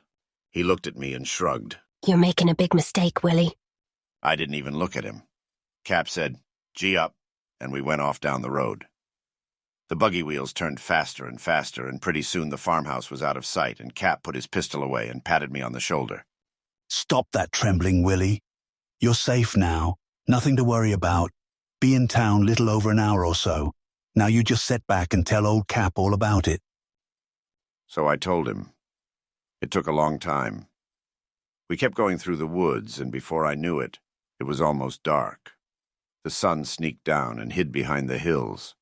The dark began to creep out of the woods on each side of the road, and the trees started to rustle, whispering to the big shadows that followed us.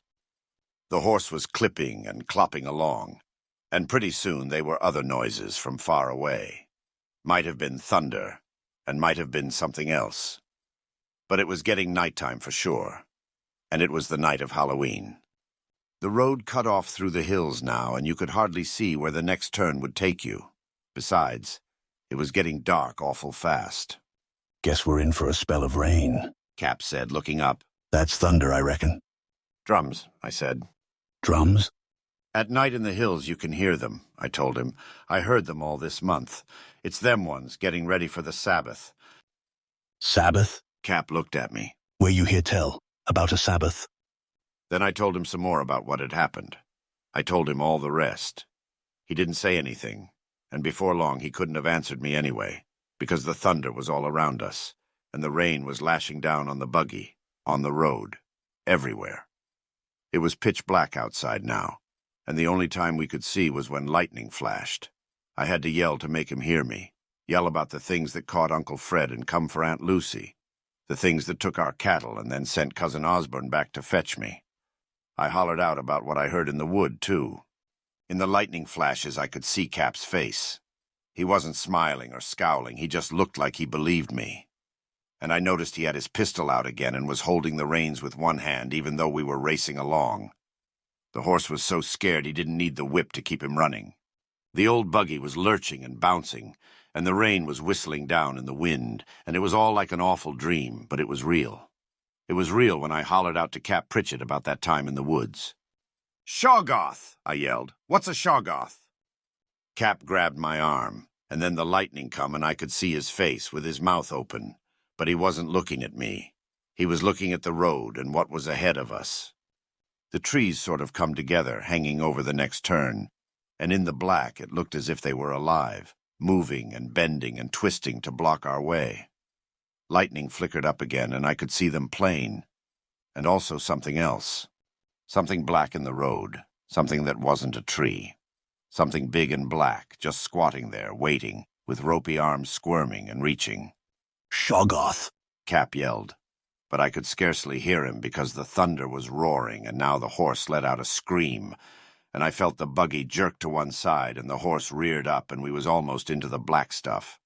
I could smell an awful smell, and Cap was pointing his pistol, and it went off with a bang that was almost as loud as the thunder, and almost as loud as the sound we made when we hit the black thing. Then everything happened at once. The thunder, the horse falling, the shot, and us hitting as the buggy went over. Cap must have had the reins wrapped around his arm, because when the horse fell and the buggy turned over, he went right over the dashboard head first and down into the squirming mess that was the horse, and the black thing that grabbed it. I felt myself falling in the dark, then landing in the mud and gravel of the road. There was thunder and screaming and another sound which I had heard only once before in the woods, a droning sound like a voice. That's why I never looked back. That's why I didn't even think about being hurt when I landed. Just got up and started to run down the road fast as I could, run down the road in the storm and the dark with the trees squirming and twisting and shaking their heads while they pointed at me with their branches and laughed. Over the thunder I heard the horse scream, and I heard Cap scream too, but I still didn't look back. The lightning winked on and off, and I ran through the trees now because the road was nothing but mud that dragged me down and sucked at my legs. After a while I began to scream too, but I couldn't even hear myself for thunder. And more than thunder, I heard drums. All at once I busted clear of the woods and got to the hills. I ran up, and the drumming got louder, and pretty soon I could see regular, not just when they was lightning, because they was fires burning on the hill, and the booming of the drums come from there. I got lost in the noise, the wind shrieking and the trees laughing and the drums pounding, but I stopped in time. I stopped when I saw the fires plain, red and green fires burning in all that rain. I saw a big white stone in the center of a cleared-off space on top of the hill. The red and green fires was around and behind it, so everything stood out clear against the flames. They was men around the altar, men with long gray beards and wrinkled-up faces, men throwing awful-smelling stuff on the fires to make them blaze red and green. And they had knives in their hands, and I could hear them howling over the storm. In back, squatting on the ground, more men pounded on drums. Pretty soon something else come up the hill. 2 men driving cattle. I could tell it was our cows they drove them right up to the altar, and then the men with the knives cut their throats for a sacrifice. All this I could see in lightning flashes and in the firelights, and I sort of scooched down so I couldn't get spotted by anyone. But pretty soon I couldn't see very good anymore, on account of the way they threw stuff on the fire. It set up a real thick black smoke. When this smoke come up, the men began to chant and pray louder. I couldn't hear words, but the sounds was like what I heard back in the woods. I couldn't see too good, but I knew what was going to happen. 2 men who had led the cattle went back down the other side of the hill, and when they come up again they had new sacrifices. The smoke kept me from seeing plain, but these was 2-legged sacrifices, not 4. I might have seen better at that. Only now I hid my face when they dragged them up to the white altar and used the knives, and the fire and smoke flared up, and the drums boomed, and they all chanted and called in a loud voice to something waiting over on the other side of the hill. The ground began to shake. It was storming. There was thunder and lightning and fire and smoke and chanting, and I was scared half out of my wits. But one thing I'll swear to. The ground began to shake. It shook and shivered, and they called out to something. And in a minute something came. It came crawling up the hillside to the altar and the sacrifice. And it was the black thing of my dreams, that black, ropey, slimy jelly-tree thing out of the woods. It crawled up and it flowed up on its hooves and mouths and snaky arms, and the men bowed and stood back, and then it got to the altar where there was something squirming on top, squirming and screaming. The black thing sort of bent over the altar, and then I heard droning sounds over the screaming as it come down. I only watched a minute, but while I watched, the black thing began to swell and grow. That finished me. I didn't care anymore. I had to run. I got up and I run and run and run, screaming at the top of my lungs no matter who heard. I kept running and I kept screaming forever, through the woods and the storm, away from that hill and that altar, and then all at once I knew where I was, and I was back here at the farmhouse. Yes, that's what I'd done. Run in a circle and come back. But I couldn't go any further. I couldn't stand the night and the storm, so I run inside here. At first, after I locked the door, I just lay right down on the floor, all tuckered out from running and crying. But in a little while, I got up and hunted me some nails and a hammer, and some of Uncle Fred's boards that wasn't split up into kindling. I nailed up the door first and then boarded up all the windows, every last one of them. Guess I worked for hours, tired as I was. When it was all done, the storm died down and it got quiet. Quiet enough for me to lie down on the couch and go to sleep. Woke up a couple of hours ago. It was daylight. I could see it shining through the cracks. From the way the sun come in, I knew it was afternoon already. I'd slept through the whole morning and nothing had come. I figured now maybe I could let myself out and make town on foot, like I'd planned yesterday. But I figured wrong.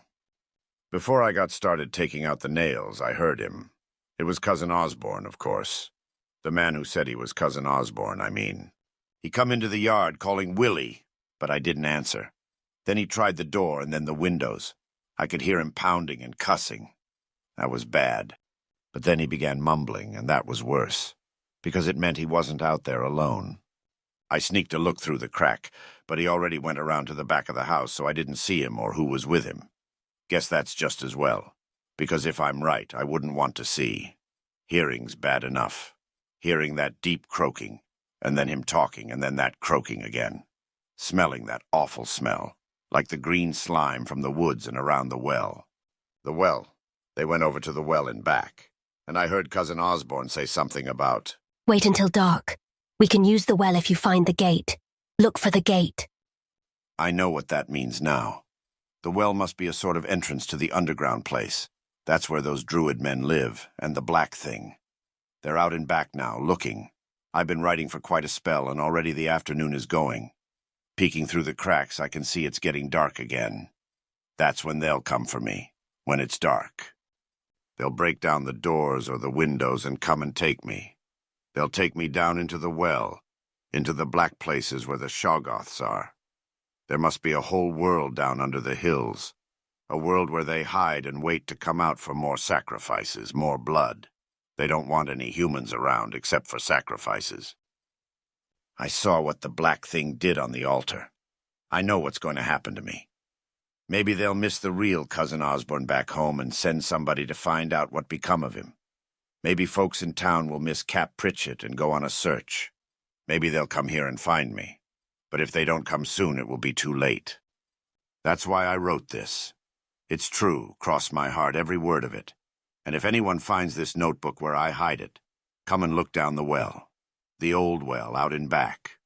Remember what I told about them ones. Block up the well and clean out them swamps. No sense looking for me if I'm not here. I wish I wasn't so scared. I'm not even scared so much for myself, but for other folks. The ones who might come after and live around here and have the same thing happen. Or worse. You just got to believe me. Go to the woods if you don't. Go to the hill where they had the sacrifice.